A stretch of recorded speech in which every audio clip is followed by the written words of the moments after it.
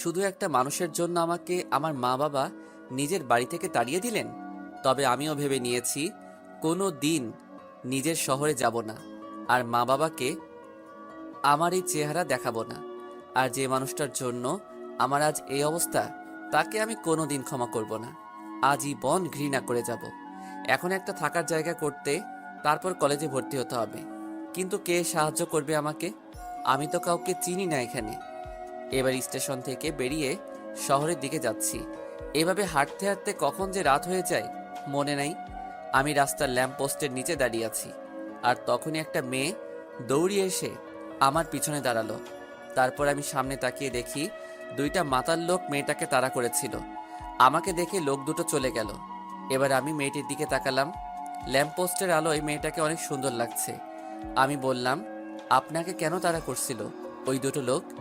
মেয়েটি কেঁদে কেঁদে বলল, আমি আমার এক বান্ধবীর বাসা থেকে আসছিলাম, আর তখনই এই মাতাল লোক দুটি পিছু নেয়, আর তারপরে আপনাদের সাথে দেখা। বুঝলাম। আর কোনো সমস্যা নেই, আপনি এখন যেতে পারেন। লোক দুইটা পালিয়ে গেছে। না, আমার খুব ভয় পাচ্ছে। আমি কোনো দিন রাতে এভাবে একা একা বের হইনি। খুব ভয় পাচ্ছি আমি। আপনি যদি কিছু মনে না করতেন তাহলে আমাকে একটু বাড়ি পর্যন্ত দিয়ে আসবেন। আমি কিছুক্ষণ ভেবে আসলেই মেয়েটি অনেক ভয় পেয়ে আছে, আর তাছাড়া একা একটা মেয়ে, তাই আর কিছু না ভেবে তার সাথে যেতে চাইলাম। আপনার নামটা কি জানতে পারি? মেহেদি হাসান। আপনার নাম কি? আমার নাম রিমি। আমি অনার্স প্রথম বর্ষে পড়ি। বাড়িতে বাবা আর ছোট একটা বোন আছে। আপনার? আমি অনার্স দ্বিতীয় বর্ষে পড়ি, আর আমি এতিম। আমার কেউ নেই। মিথ্যা বললাম, কারণ যারা আমাকে বিনা দোষে বাড়ি থেকে বের করে দিতে পারে, তাই তাদের পরিচয় না না দেওয়াই শ্রেয়। এবার মেয়েটির দিকে তাকিয়ে দেখি মেয়েটি আমার দিকে এক দৃষ্টিতে তাকিয়ে আছে। হয়তো আমার উপর মায়া হচ্ছে। হাঁটতে হাঁটতে রিমিদের বাসায় চলে আসলাম। রিমিরা বেশি বড় লোক না, আবার বেশি গরিব না। মোটামুটি এইরকম শহরে ভালোভাবে চলাফেরা যাবে।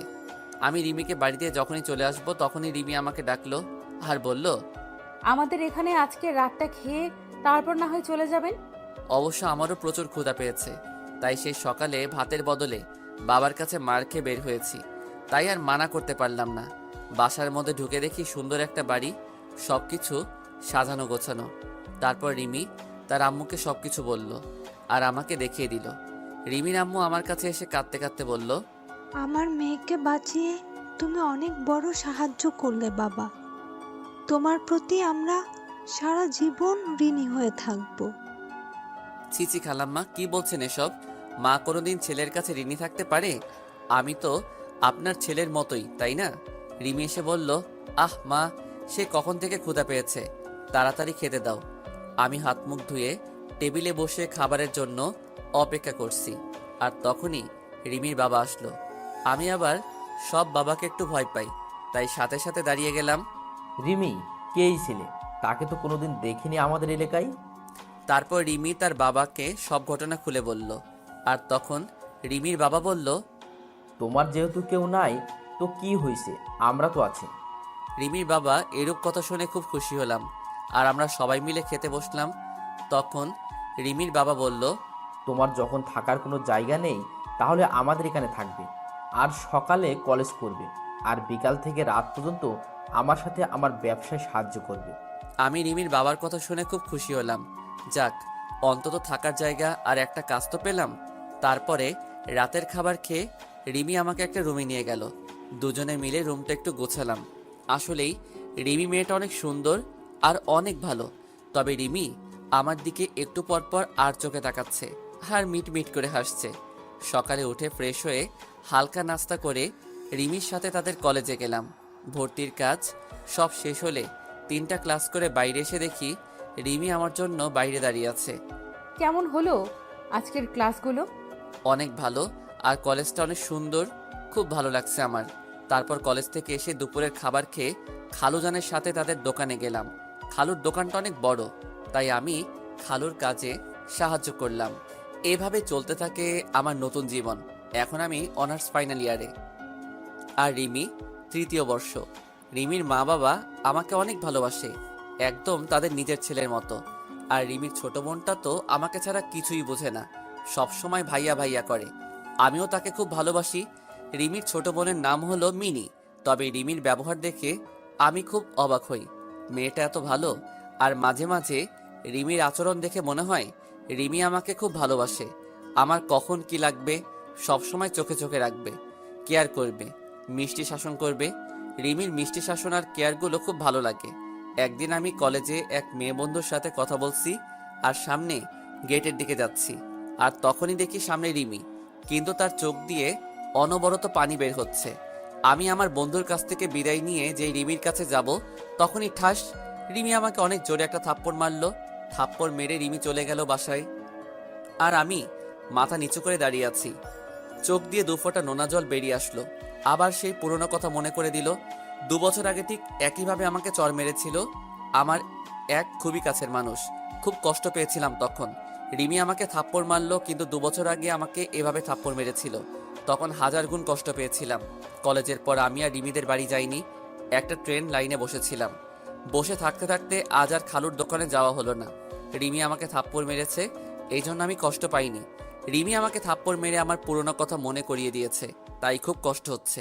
তাই বসে আছি আর সিগারেট খাচ্ছি। হঠাৎ করে ফোনটা বেজে উঠলো। হাতে নিয়ে দেখি রিমি ফোন দিয়েছে। আমি রিসিভ না করে ফোনটা সাইলেন্ট করে রেখে দিলাম।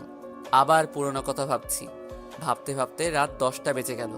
এবার ফোনটা হাতে নিয়ে দেখি খালুজানের 6বার কল দিয়েছেন। আবার ফোন এসেছে খালুর। আমি রিসিভ করলাম। খালু বলল, মেহেদি, তুমি কোথায়? কত টেনশন হচ্ছে, তুমি তাড়াতাড়ি বাসায় আসো। জি খালু, আসছি। কিছুক্ষণ হাঁটার পর বাড়ি চলে আসলাম। কলিং বেল চাপতেই খালা দরজা খুলে দিল। কোথায় ছিলে তুমি বাবা? সে কখন থেকে বসে আছি। যাও হাত মুখ ধুয়ে আসো। জি খালা, আসছি। তারপর ভিতরে ঢুকতেই মিনি, আমার পিচ্চি বোনটা দৌড়িয়ে এসে আমাকে জড়িয়ে ধরে কান্না করছে আর বলছে, ভাইয়া কোথায় ছিলে তুমি? জানো আমি কত কান্না করছি তোমার জন্য, আর আপু এখনো কান্না করছে তুমি আসোনি তাই। আর হবে না আমার পাগলি বোনটি, এবারের মতো ক্ষমা করে দাও আমাকে। কিন্তু রিমি কান্না করছে শুনে খুব খারাপ লাগছে। আমি এবার রিমির রুমের দিকে গেলাম আর রিমি বলে ডাক দিলাম।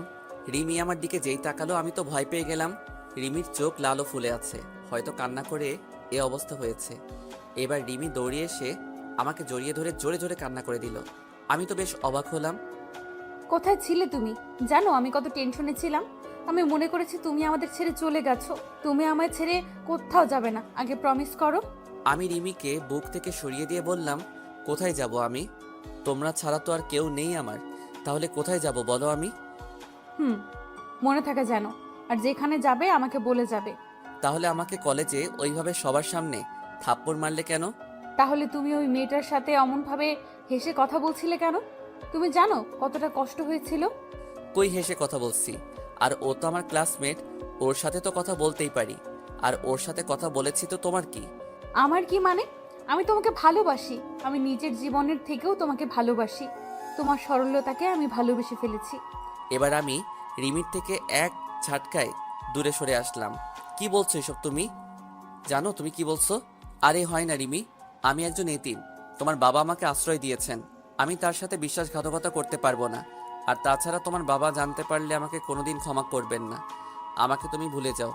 রিমি এবার জোরে জোরে কান্না করতে লাগলো আর বলল, আমি বাবাকে সব বুঝিয়ে বলবো। প্লিজ আমাকে ফিরিয়ে দিও না। প্লিজ রিমি, এমন পাগলামি করো না। আর সবাই বাড়িতে আছে, কেউ শুনে ফেলে দিলে আমায় সবাই ভুল বুঝবে রিমি। আমি আর কথা না বাড়িয়ে যেই রিমি রুম থেকে বাইরে আসব, তখন দেখি রিমির মা দরজার পিছনে দাঁড়িয়ে আছে। হয়তো সব শুনে ফেলে দিছে। আমি রিমির মার দিকে তাকিয়ে দেখি রিমির মা কান্না করছে। হয়তো রিমির চোখে পানি। রিমির মা সহ্য করতে পারিনি। রিমির মার কাছে গিয়ে বললাম, খালাম্মা, রিমির কোনো দোষ নেই, সব দোষ আমার। ওকে কিছু বলবেন না। আর কাল সকালে আমি এই শহর ছেড়ে চলে যাব। শুধু আজকে রাতটুকু থাকতে দিন। খালাম্মা কিছু বলল না, শুধু চোখ দিয়ে পানি পড়ছে। আমি এই বলে নিজের রুমে চলে আসলাম আর রুমের দরজা বন্ধ করে দিলাম আর কান্না করতে লাগলাম। আবার সেই 2 বছর আগে পুরনো কথা মনে পড়ে গেল। সেদিনও ঠিক এইভাবে আমাকে একজন জড়িয়ে ধরেছিল আর এই কথাগুলো বলেছিল। তবে সেই কথাটা মিথ্যা কথা আর অভিনয় হতে পারে, এটাই আমার ন্যায্য পাওনা। পুরনো কথা ভাবতে ভাবতে আবার চোখ দিয়ে অনবরত পানি পড়ছে। এভাবেই সারা রাত কাটিয়ে দিলাম। আর এদিকে রিমির মা রাতে ঘটে যাওয়া সব কাহিনী রিমির আব্বুকে বলল। রিমির আব্বু বলল, ছেলেটা বেশ ভালো, খুব সহজ সরল, যেটা বলি সেটাই শুনে, কোনোদিন কথার প্রতিখেলাপ করেনি। আর ছেলেটা ভালো শিক্ষিত, রিমির সাথে ভালো মানাবে। আর মিনিকে একেবারে ছোট বোনের মতো দেখে। তাই ভাবছি কাল সকালে মেহেদির সাথে কথা বলে রিমির সাথে বিয়ের কথাটা সেরে ফেলবো। পরের দিন খুব সকালে উঠে আমি আমার ব্যাগপত্র গুছিয়ে রিমির বাবার জন্য একটা চিঠি লিখে সেটা বিছানার উপর বাড়ি থেকে বেরিয়ে পড়লাম। আবার রেল স্টেশনের দিকে হাঁটতে থাকলাম। আবার কোনো অন্য শহরে চলে যেতে হবে এটা ভেবেই খুব কান্না পাচ্ছে যে রিমি মেয়েটা খুব ভালোবাসে আমায়। আর পাগলি বোনটিকে খুব মিস করব। খালা খালুকে খুব মনে পড়বে। কিন্তু কিছু করার নেই। আমি ট্রেনের জন্য স্টেশনে বসে আছি। ট্রেন আসতে 1 ঘন্টা দেরি হবে। আর এদিকে রিমির মা ঘুম থেকে উঠে রিমির কাছে গিয়ে কাল রাতের কথা সব বলল রিমির কাছে।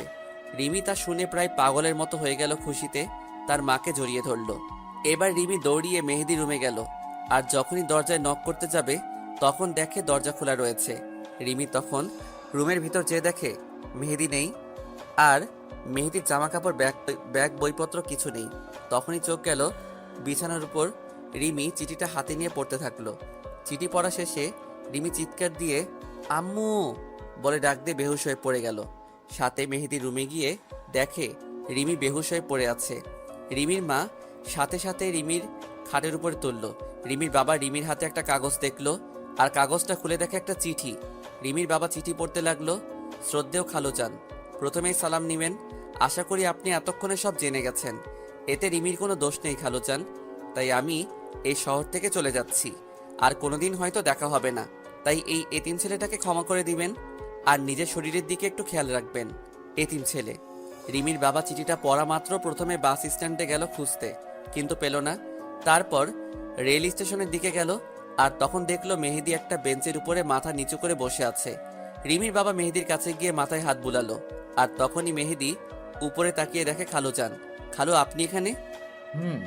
আমার ছেলেটাকে নিয়ে নিতে এসেছি। কিছুই তো বুঝলাম না। কাল রাতে রিমির মা সব বলেছে আমায়, আর তখন ভাবলাম আমার মেয়ের জন্য এর থেকে ভালো ছেলে কেউ নেই, তাই আমার মেয়ের জামাইকে নিতে এলাম।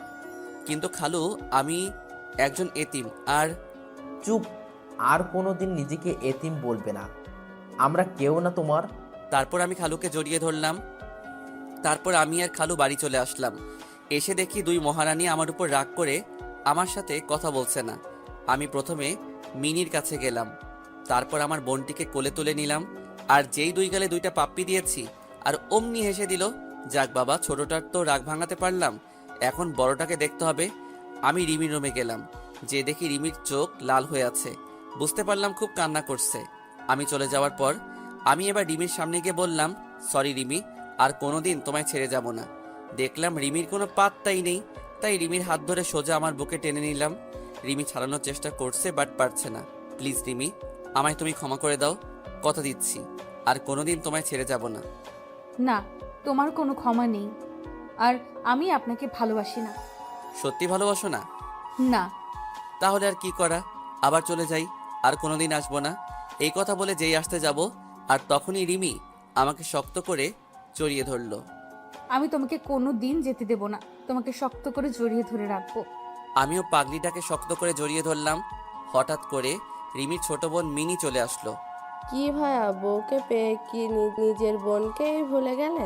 আরে আমার পিচ্চি বড়িটা, তোমাকে আমি ভুলে যেতে পারি? তুই আমার কলিজার ছোট পিচ্চি বোন। এই বলে মিনিকে কোলে তুলে নিলাম। আর সেই সময় 2 বোন আমার 2 গালে একটা করে পাপ্পি দিল। তারপরে দুজনকে জড়িয়ে ধরলাম। সবাই মিলে রাতে খাবার খাচ্ছি।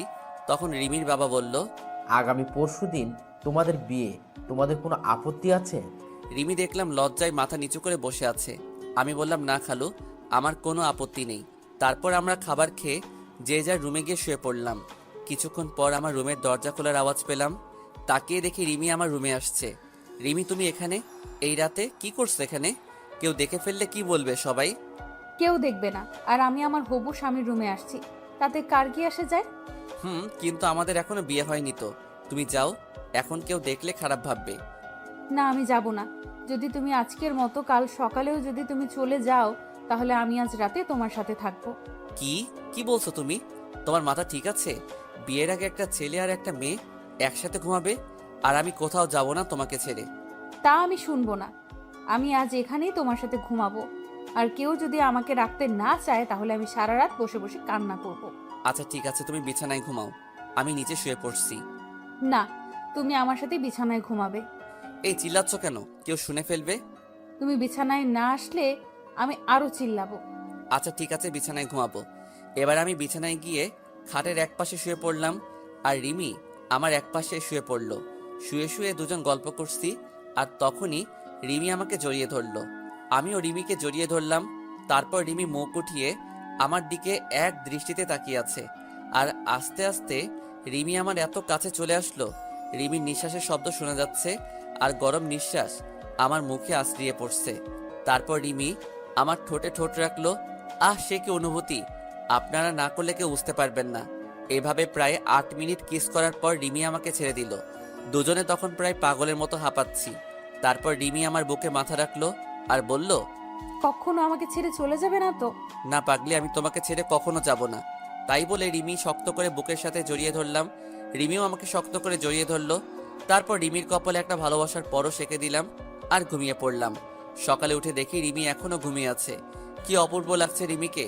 চুলগুলো এলোমেলোভাবে মুখের উপর রয়েছে। আমি রিমির মাথায় আর একটা ভালোবাসা এঁকে দিলাম, আর তখনই রিমি উঠে পড়ল। রিমি উঠে আমার গালে একটা কিস করে উঠে ফ্রেশ হয়ে সকালে নাস্তা করে দুজনে একসাথে কলেজে গেলাম। আজ আমাদের বিয়ে হয়ে গেল। বেশি একটা আয়োজন করা হয়নি, ভালোভাবে আমাদের বিয়েটা সম্পূর্ণ হয়ে গেল। রিমি এখন বাসর ঘরে অপেক্ষা করছে, আর আমি ছাদের উপর বসে বসে পুরনো কথা ভাবছি, আর দু চোখ বেয়ে অঝোর ধারায় পানি পড়ছে। হঠাৎ করে কারো হাত আমার কাঁধের উপর অনুভব করলাম। তাড়াতাড়ি করে চোখের পানি মুছে ফেলে পিছনে ঘুরে দেখি রিমি দাঁড়িয়ে আছে বিয়ের সাজে। রিমি, তুমি এখানে কেন আসলে? আমি এখনই নিচে নামছিলাম। তুমি কান্না করছো কেন? কোনো অন্যায় করেছি আমরা বা আমি? এই পাগলি, তুমি অন্যায় করবে কেন? তোমায় তো আমি খুব ভালোবাসি। তাহলে কান্না করছো কেন? আসলে আমার মা বাবার কথা খুব মনে পড়ছে, তাই একটু কান্না পাচ্ছিল। কান্না করি আর কি হবে, চলো নিচে চলো। চলো। না, আমি যাব না। কেন যাবে না? আমাকে কোলে নিতে হবে। রিমিকে কোলে নিয়ে নিচে চলে আসলাম। তারপর বাসর ঘরে ঢুকে রিমি আমার বুকে মাথা রেখে শুয়ে পড়ল। আমিও রিমিকে জড়িয়ে ধরে শুয়ে পড়লাম। এভাবে চলছিল আমাদের সংসার জীবন। খুব সুখে জীবন যাপন করছিলাম। বিয়ের 7 মাস পর এখন রিমিদের ব্যবসা এখন পুরোপুরি আমি দেখাশোনা করি। একদিন হঠাৎ করে কেউ পিছন থেকে মেহেদি বলে ডাক দিল। আমি পিছনের দিকে তাকিয়ে আমি বিরাট বড় শক খেলাম। মনে হলো আমি নিজেকে হারিয়ে ফেলেছি। পিছনে তাকাতেই মেয়েটা আমাকে শক্ত করে জড়িয়ে ধরে হাউমাউ করে কান্না করতে থাকলো। হ্যাঁ, এই মেয়েটির নাম হলো অনিকা। তুমি কোথায় ছিলে এতদিন? তুমি জানো তোমাকে আমি পাগলের মতো খুঁজেছি, কিন্তু তোমাকে কোথাও পাইনি। তুমি চলে যাবার পর আমি তোমার জন্য প্রতি রাতে কান্না করেছি। আমার একটা ফুলের জন্য তুমি আমাকে এত বড় শাস্তি দেবে? আমি তো তোমার সাথে একটু মজা করেছিলাম, আর তুমি সেই মজা সিরিয়াসলি নিয়ে তুমি কেন আমায় ছেড়ে চলে আসলে? আমি অনিকাকে সরিয়ে দিয়ে বললাম, দেখেন, আমার জীবনে অতীতে যা ঘটে গিয়েছে আমি সব ভুলে গেছি। আর তাছাড়া আমার এখন একটা ভবিষ্যৎ আছে। আমি এখন বিবাহিত। অনিকা আমার কাছ থেকে এই কথা মনে হয় আশা করেনি। তাই অনিকা আমার দিকে অবাক চোখে তাকিয়ে আছে, আর দু চোখ বেয়ে পানি পড়ছে। আমি চাই না যে তুমি আমাদের বিবাহিত জীবনে দেয়াল হয়ে দাঁড়াও। তোমার ওই দিনের ঘটনার পরে তোমাকে সবচেয়ে বেশি ঘৃণা হয়। তোমার কথা মনে পড়লে আমার প্রচণ্ড রকমের রাগ হয়। আর তোমার জন্য আমি আমার বাবা মা আমাকে ভুল বুঝলো, আমাকে বাড়ি থেকে তাড়িয়ে দিল। তাই তুমি আমার সামনে আসবে না। তোমাকে আমার একদম সহ্য হয় না। তাই তুমি না আসলে আমি বেশি খুশি হব।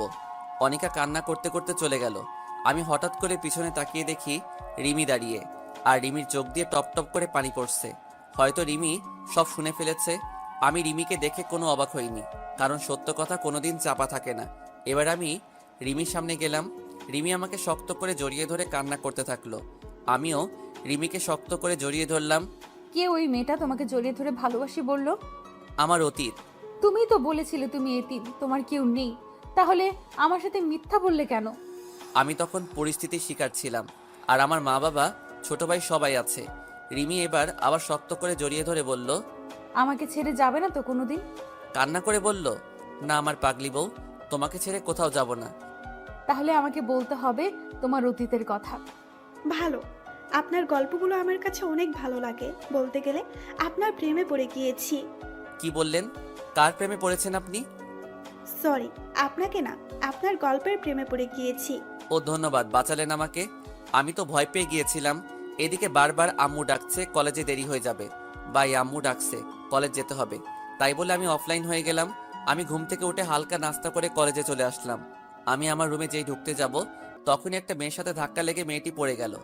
আমি সরি বলে চলে আসলাম আমার সিটে। আমি একবার পিছনে তাকিয়ে দেখি মেয়েটা রাগী চেহারায় আমার দিকে তাকিয়ে রয়েছে। আমি এত কিছু না ভেবে ক্লাসে মনোযোগ দিলাম। এভাবে সব ক্লাস করে কলেজ থেকে বাড়ি আসছি। তখনই আমার পিছন থেকে কে যেন শার্টের কলার ধরে টেনে ধরলো। আমি পিছনে ঘুরতেই দেখি সকালে যে মেয়ের সাথে ধাক্কা লাগলো সেই মেয়েটি। ওই, সকালে আমাকে ওভাবে ধাক্কা দিয়ে ফেলে চলে গেলি, আবার আমাকে না তুলে চলে গেলি কেন? সরি বললাম তো তখন, তাহলে আবার কেন আমার কলার ধরলেন? ওই পিচ্ছি, তুই জানিস আমি কে? তোর সিনিয়র আমি, আর তুই আমাকে তুই করে বলে? দাঁড়া, তোর কি অবস্থা করি দেখ। আর যেন কোনোদিন তোরা আমার সামনে না দেখি। ওরা চলে গেল আর আমি ওখানে মাথা নিচু করে দাঁড়িয়ে থাকলাম। তবে মেয়েটি রাগলে খুব সুন্দর লাগে, একদম আমার স্বপ্নের রাজকুমারী। রাগলে আর তার ঠোঁট দুটো একদম লালা হয়ে যায়। আমি তো রাজকুমারী প্রেমে পড়ে গেলাম। মনে হচ্ছে গাল দুইটা ধরে শুধু চুমু খাই। আমি চলে আসছি, তখন আমার এক বন্ধু বলল, কি রে, ওয়ানিকা থেকে মারলো কেন? তাহলে মেয়েটির নাম অনিকা? বাহ, নামের সাথে চেহারার কত মিল। কি রে, কি ভাবছিস? আর জানিস ওয়ানিকাকে? ওয়ানিকা হলো এই এলাকার নেতার মেয়ে, সেজন্য এত দেমাগর। সব ছেলেরা ওকে ভয় পায়। কিন্তু আমি ভয় পাই না।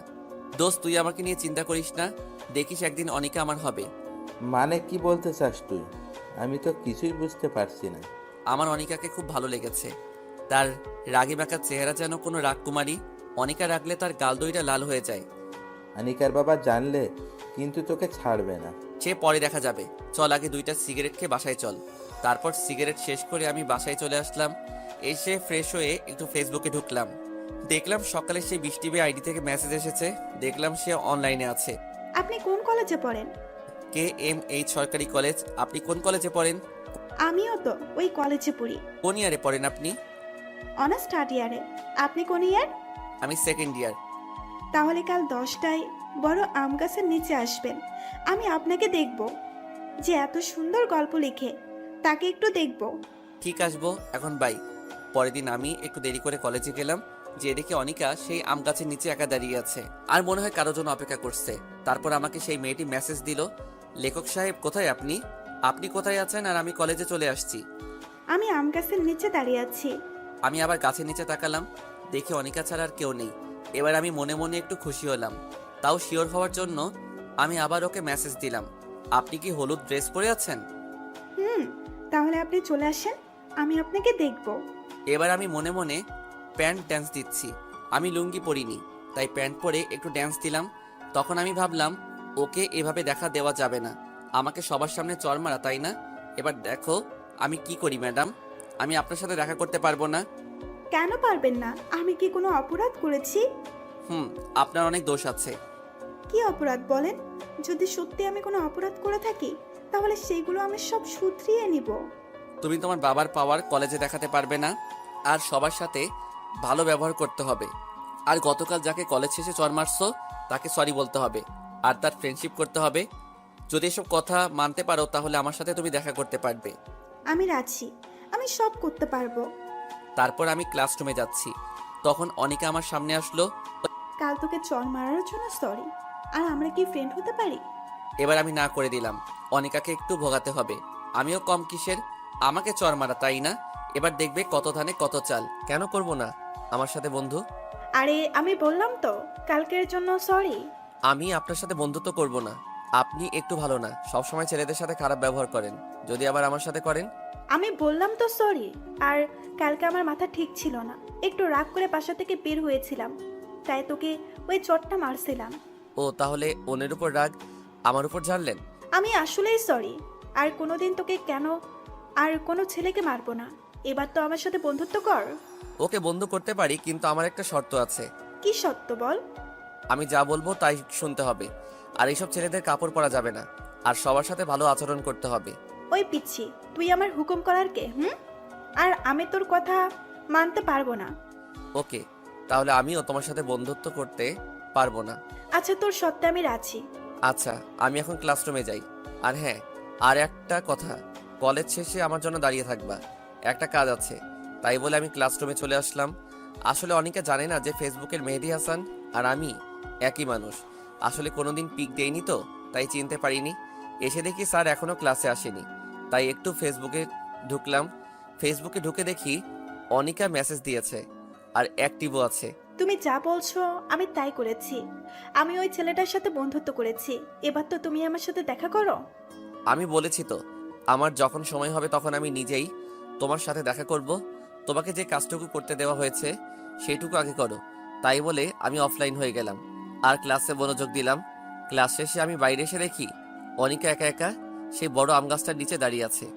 আমি অনিকার কাছে গিয়ে বললাম, চলো আজ দুজন মিলে ঘুরতে যাব আর ভালো একটা রেস্টুরেন্টে দুপুরে খাবার খাবো। অনিকা আমার কথা শুনে সোজা আমার কলার ধরে বলল, কি বললি তুই? আমি তোর সাথে ঘুরতে যাব? তুই ভাবলি কি করে? ঘুরতে না গেলে বন্ধুত্ব আমি করব না তোমার সাথে। তারপর অনিকা কিছুক্ষণ ভেবে বলল, ওকে আমি রাজি। তারপর আমি আর অনিকা একটা রিকশায় উঠে চলে আসলাম একটা নদীর তীরে। রিকশায় আসার সময় অনিকা আমার সাথে একটা কথাও বলেনি। তারপর আমরা একটা নদীর তীরে চলে আসলাম। অনিকা নদীর তীরে দাঁড়িয়ে আছে আর অনিকার চুলগুলো বাতাসে এলোমেলোভাবে উড়ে বেড়াচ্ছে। আর অনিকা সেই চুলগুলো কানের কাছে নিয়ে এসে বারবার চুল ঠিক করতে ব্যস্ত হয়ে পড়ছে। আহ, অনিকাকে কি সুন্দর লাগছে! মনে হচ্ছে আমি পিছন থেকে আলতো করে জড়িয়ে ধরে হাজারবার আমি তোমাকে ভালোবাসি বলতে ইচ্ছা করছে, কিন্তু ইচ্ছা থাকলে উপায় নেই। অনিকা বলল, ওই, তোর নাম কি? আমার নাম মেহেদি হাসান। তারপর অনিকা আমার দিকে কেমন দৃষ্টিতে তাকিয়ে রইল। তারপর আরেকটু ঘোরাঘুরি করে চলে আসলাম একটা রেস্টুরেন্টে গিয়ে। তারপর কিছু খাবার খেয়ে যে যার বাড়ি চলে আসলাম। বাড়ি এসে ফ্রেশ হয়ে বিকালে বন্ধুদের সাথে একটু আড্ডা দিচ্ছি আর সিগারেট টানছি। আসলে আমি একটু একটু সিগারেট টানি। আর রাতের খাবার খেয়ে শুয়ে শুয়ে ফেসবুকে লগ ইন করে অনিকার সাথে কিছু কথা বলে ঘুমিয়ে পড়লাম। পরের দিন সকালে ঘুম থেকে উঠে ফ্রেশ হয়ে কলেজে চলে আসলাম। কলেজে এসে দেখি অনিকা এখনো আসেনি, তাই একটু বন্ধুদের সাথে আড্ডা দিচ্ছি। তখনই অনিকা আসলো। অনিকাকে আজকাল ড্রেস পরে অনেক সুন্দর লাগছে, মনে হচ্ছে আমার স্বপ্নের রাজকুমারী। তারপরে অনিকা তার বান্ধবীদের কাছে গেল আর মোবাইলের দিকে তাকিয়ে আছে, মনে হয় ফেবুতে অ্যাক্টিভ আছে। তাই আমিও ফেবুতে লগ ইন করলাম আর মেসেজ দিলাম, আজ তোমাকে অনেক সুন্দর লাগছে। এমনভাবে কলেজে আসলে তো আমি তোমার প্রেমে পড়ে যাব। আর তুমি চোখে কাজল দাওনি কেন? এর পরের বার যেন দুই চোখে কাজল পড়তে ভুল না হয়। এবার দেখি অনিকা আশেপাশে হয়রানি হয়ে আমাকে খুঁজছে, কিন্তু পাচ্ছে না। তখন আবার অনিকা মেসেজ দিল, কোথায় তুমি? প্লিজ একবার আমার সামনে আসো, তোমাকে দেখতে খুব ইচ্ছে করছে। আমাকে খুঁজে লাভ নেই, আর আমি সময় হলে তোমাকে দেখা দেব। এই বলে আমি অফলাইন হয়ে গেলাম আর আমি অনিকার সামনে গেলাম। আমি যাওয়াতে অনিকা কিছুটা বিরক্ত হলো মনে হলো। তারপর কিছু কথা বলে আমি চলে আসলাম আমার ক্লাসরুমে। ক্লাস 3টে শেষ হওয়ার পর স্যার একটু আসতে লেট হচ্ছে বলে আমরা সবাই বসে আড্ডা দিচ্ছি। তখন দেখি অনিকা আর তার বেশ কয়েকটা বান্ধবী আসলো আমাদের রুমে আর সবার উদ্দেশ্য বলল, এখানে মেহেদি হাসান বলে কেউ আছে? সবাই বলল, না, চিনি না। আসলে আমার কলেজে অন্য নাম দেয়া আছে, তাই সবাই সেই নামেই চেনে। আর মেহেদি হাসান এই নামটি আমার কয়েকটা বন্ধু ছাড়া কেউ জানে না। তারপর অনিকা মোবাইলটা বের করে আমার আইডিটা বের করে বলল, এই আইডিটা কে চিনো? এই আইডিটা মেহেদি হাসানের। আর মেহেদি হাসান আমাদের কলেজে পড়ে, কেউ জানতে পারলে আমাকে জানাবে।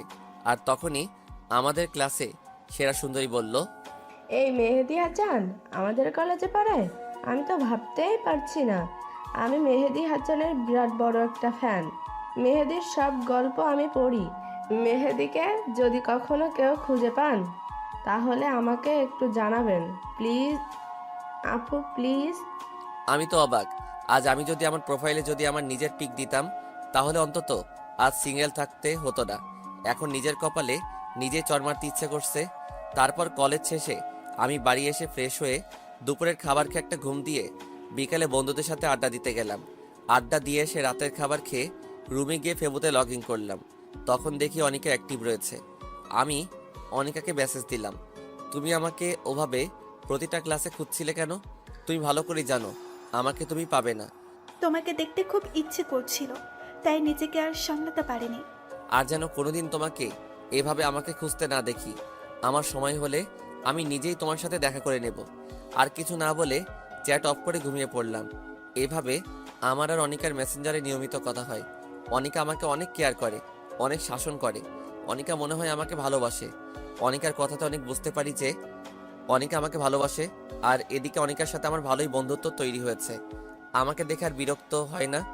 আজ কলেজ শেষে বিকালে বন্ধুদের সাথে আড্ডা দিতে গেছি।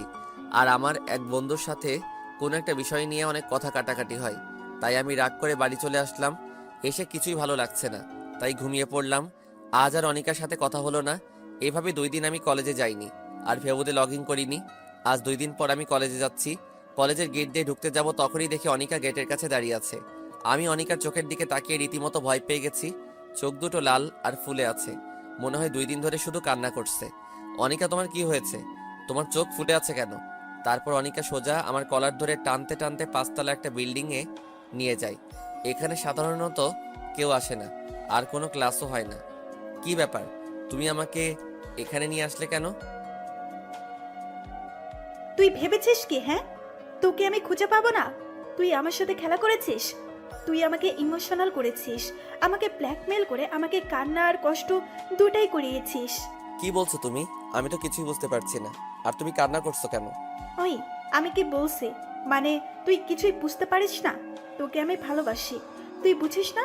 তোকে এত কেয়ার করি, এত শাসন করি, কি জন্য করি তুই জানিস না? আর এসব করে কাদের? যারা নিজের জীবনের থেকেও তাদের কাছে প্রিয়, তাদের কেয়ার করে। তুই কেন বুঝিস না? আমি তোকে অনেক ভালোবাসি। আমিও তোকে অনেক ভালোবাসি রে পাগলি। সেই জন্যই তো তোর সাথে বেশি কথা বলতাম। এবার অনিকা দৌড়িয়ে এসে আমাকে শক্ত করে জড়িয়ে ধরলো। আমিও আমার পাগড়িটাকে শক্ত করে জড়িয়ে ধরলাম। তুমি আমার সাথে কেন এমন করলে? তুমি কেন সেদিন আমার সামনে আসোনি বলো? আমি এমন করেছি কারণ সেদিন তুমি আমাকে সবার সামনে চড় মেরেছিলে, আর তোমার অহংকার ভেঙে ফেলার জন্য। I love you Babu. I love you two বাবু। এভাবে কিছুক্ষণ থাকার পরে দেখি অনিকার বাবা, অনিকার বড় ভাই আর আমার সেই বন্ধু চলে আসছে। আমি সাথে সাথে অনিকাকে ছেড়ে দিলাম। আর অনিকার বাবা বড় একটা নেতা। এবার অনিকার ভাই আরও কিছু লোকজন আমাকে মাটিতে লাথি মারতে লাগলো। আর অনিকার বাবা অনিকাকে টানতে টানতে নিয়ে গেল। আর এদিকে মার খাওয়ার জন্য আমার নাক মুখ দিয়ে অনেক রক্ত পড়তে লাগলো। তবু তারা একভাবে মেরেই যাচ্ছে। কখন যে বেহুশ হয়ে গিয়েছি মার খেতে খেতে। আমি বেহুশ হয়ে যাওয়ার পরেও মনে হয় আমাকে অনেক মেরেছে। তারপর আমার যখন জ্ঞান ফিরল, তখন আমি নিজেকে প্রিন্সিপালের অফিসে আবিষ্কার করলাম। আস্তে আস্তে যখন চোখ খুললাম, তখন সামনে দেখি অনিকার আব্বু আর তার বড় ভাই আছে। আর এদিকে দেখি আমার আব্বু আর আমার আম্মু রয়েছে। আম্মু আমাকে চোখ খুলতে দেখে একভাবে কান্না করেই যাচ্ছে। খুব কষ্ট হচ্ছে উঠতে, শরীরে খুব ব্যথা, কোনোভাবেই উঠতে পারছি না। তখন আমার মা আমাকে সাহায্য করতে আসছিল, তখন বাবা মা আটকিয়ে দিল। আব্বু মনে হয় আমার উপর অনেক রাগ করে আছেন। এবার আমি অনিকার দিকে তাকালাম, দেখি অনিকা চুপ করে মাথা নিচু করে দাঁড়িয়ে আছে, আর চোখ দুইটা লাল ও ফুলে আছে। এবার অনিকার বাবা বলা শুরু করলো, দেখুন প্রিন্সিপাল সাহেব, আমি আপনাকে অনেক সম্মান করি, সেহেতু আপনার উপর কোনো কথা বলবো না। আমি এই ছেলে আমার মেয়েকে গত 6 মাস ডিস্টার্ব করছে আর বারবার প্রেমের প্রস্তাব দিয়েছে। আমার মেয়ে যখন তার কথায় রাজি হয়নি, তখন সে আমার মেয়েকে একা ডেকে নিয়ে গিয়ে ধস্তাধস্তি করার চেষ্টা করে। এখন আপনি যা মনে করেন তাই বিচার করুন। চাইলে আমার মেয়ে আনিকাকে প্রশ্ন করতে পারেন। আমার কথা বলার কোনো শক্তি নেই, খুব পানি তৃষ্ণা পেয়েছে, গলা একদম শুকিয়ে গেছে, কোনো কথা বলতে পারলাম না।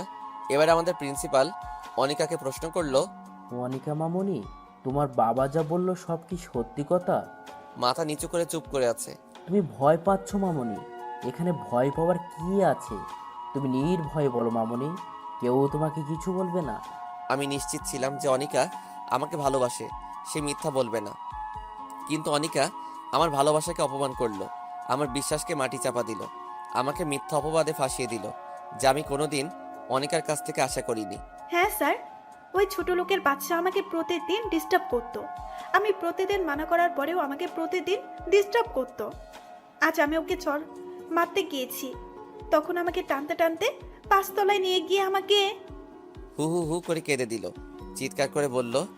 আমি অনিকার কথা শুনে আমার মাথায় আকাশ ভেঙে পড়ল। আমি এক দৃষ্টিতে অনিকার দিকে তাকিয়ে আছি। অনিকা আমাকে এভাবে মিথ্যা অপবাদ দেবে আমি কখনো স্বপ্নেও ভাবতে পারিনি। অনিকার কথা শুনে আমার ভীষণ কষ্ট হচ্ছে। আমার বুকের মধ্যে অজানা একটা ব্যথা উঠল। মেহেদি, তোমার থেকে আমি এরকম আশা করিনি। তোমাকে এখন এই কলেজ ছেড়ে চলে যেতে হবে, তাও আবার বিনা নোটিশে। আমি স্যারের কথা খুব বেশি একটা কষ্ট পাইনি, যতটুকু কষ্ট অনিকার আচরণে পেয়েছি। আমার বাবা মা কোনো কথা বলেনি, মাথা নিচু করে দাঁড়িয়ে আছে, আর আমার মা কান্না করেই যাচ্ছে। বাবা মা আমাকে রেখে তারা বাড়ি চলে আসলো, আর অনিকাকে তার বাবা আর ভাই নিয়ে গেল। অনিকা আমার দিকে অবাক দৃষ্টিতে তাকিয়ে আছে, কিন্তু তার এইভাবে তাকানো দেখে অনিকার প্রতি আমার প্রচণ্ড ঘৃণা হতে লাগলো। হ্যাঁ, এই মেয়েকে আমি সবচেয়ে বেশি ঘৃণা করি। সে আমাকে এভাবে ঠকাতে পারলো, কিভাবে পারলো এই কাজটা অনিকা? আমি আবার কান্না শুরু করে দিলাম। তখন আমার বেস্ট ফ্রেন্ড এসে আমাকে ধরে উঠালো, কিন্তু আমার উঠার শক্তিটুকু নেই, প্রচণ্ড কষ্ট হচ্ছে উঠতে।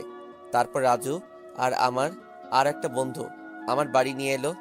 বাড়ি আসতেই বাবার হুঙ্কার শুনতে পেলাম। এই জানোয়ারটাকে কেন নিয়ে এসেছিস?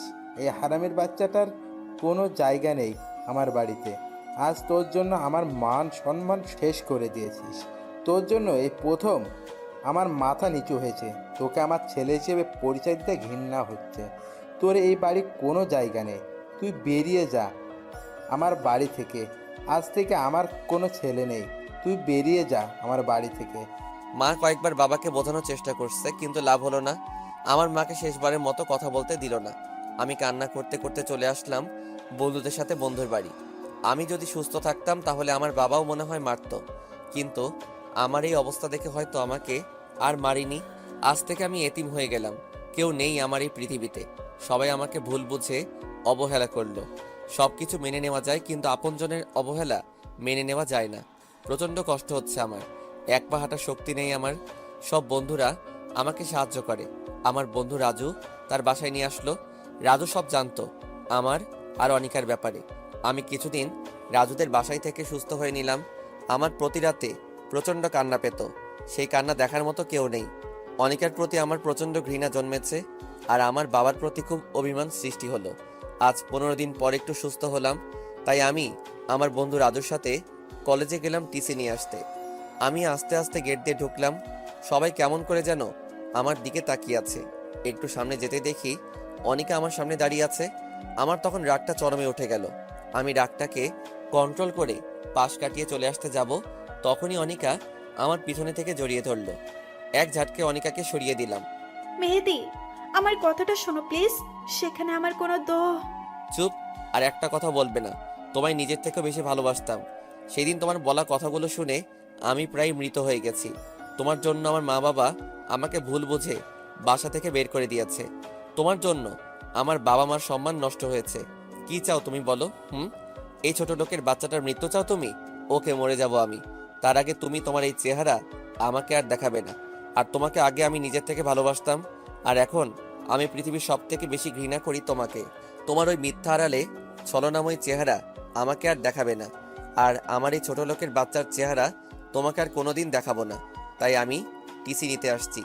আমি অনিকাকে কিছু না বলে প্রিন্সিপালের রুমে চলে আসলাম। তবে অনিকা আমাকে অনেক কিছু বলতে চেয়েছিল, আমি কিছু বলতে দেইনি। কি হবে ওর ছলনাময়ের কথা শুনে? যদি আবার ওর ওপর মায়া বাড়ে? আমি প্রিন্সিপালের রুম থেকে চলে আসলাম। অনিকা আমাকে কয়েকবার আমাকে ডাকলো, আমি না শুনে চলে আসলাম রাজুর বাসায়। দুপুরে খেয়ে ঘুমিয়ে আছি, তখন হঠাৎ করে কেউ আমার শার্টের কলার ধরে টানতে টানতে বাইরে নিয়ে আসলো। আমার নিজের বাবা আমাকে টানতে টানতে বাইরে নিয়ে এসে জোরে 2টা চড় মারলো। তুই আর কত জ্বালাবি? তুই আবার কালকে আনিকাকে ডিস্টার্ব করেছিস, আবার জড়িয়ে ধরেছিস। তোর লজ্জা করে না? এত কিছু হওয়ার পর তুই আবার আনিকার সাথে কথা বলেছিস। তুই আর এই শহরে থাকবি না, তুই এখনই এই শহর থেকে চলে যাবি। তোর মুখ আমি আর কোনোদিন দেখতে চাই না, তুই আজই চলে যাবি। তাই বলে বাবা চলে গেল, আর আমি জায়গায় দাঁড়িয়ে একভাবে কান্না করতে থাকলাম। আর অনিকার উপর আরও বেশি ঘৃণা হতে লাগলো। অনিকা এটা না করলেও পারতো। আমি রাজুর কাছ থেকে বিদায় নিয়ে রেল লাইন দিয়ে হাঁটছি বর্তমান। আর আপনারা তারপরে কি হয়েছে সবই তো জানেন।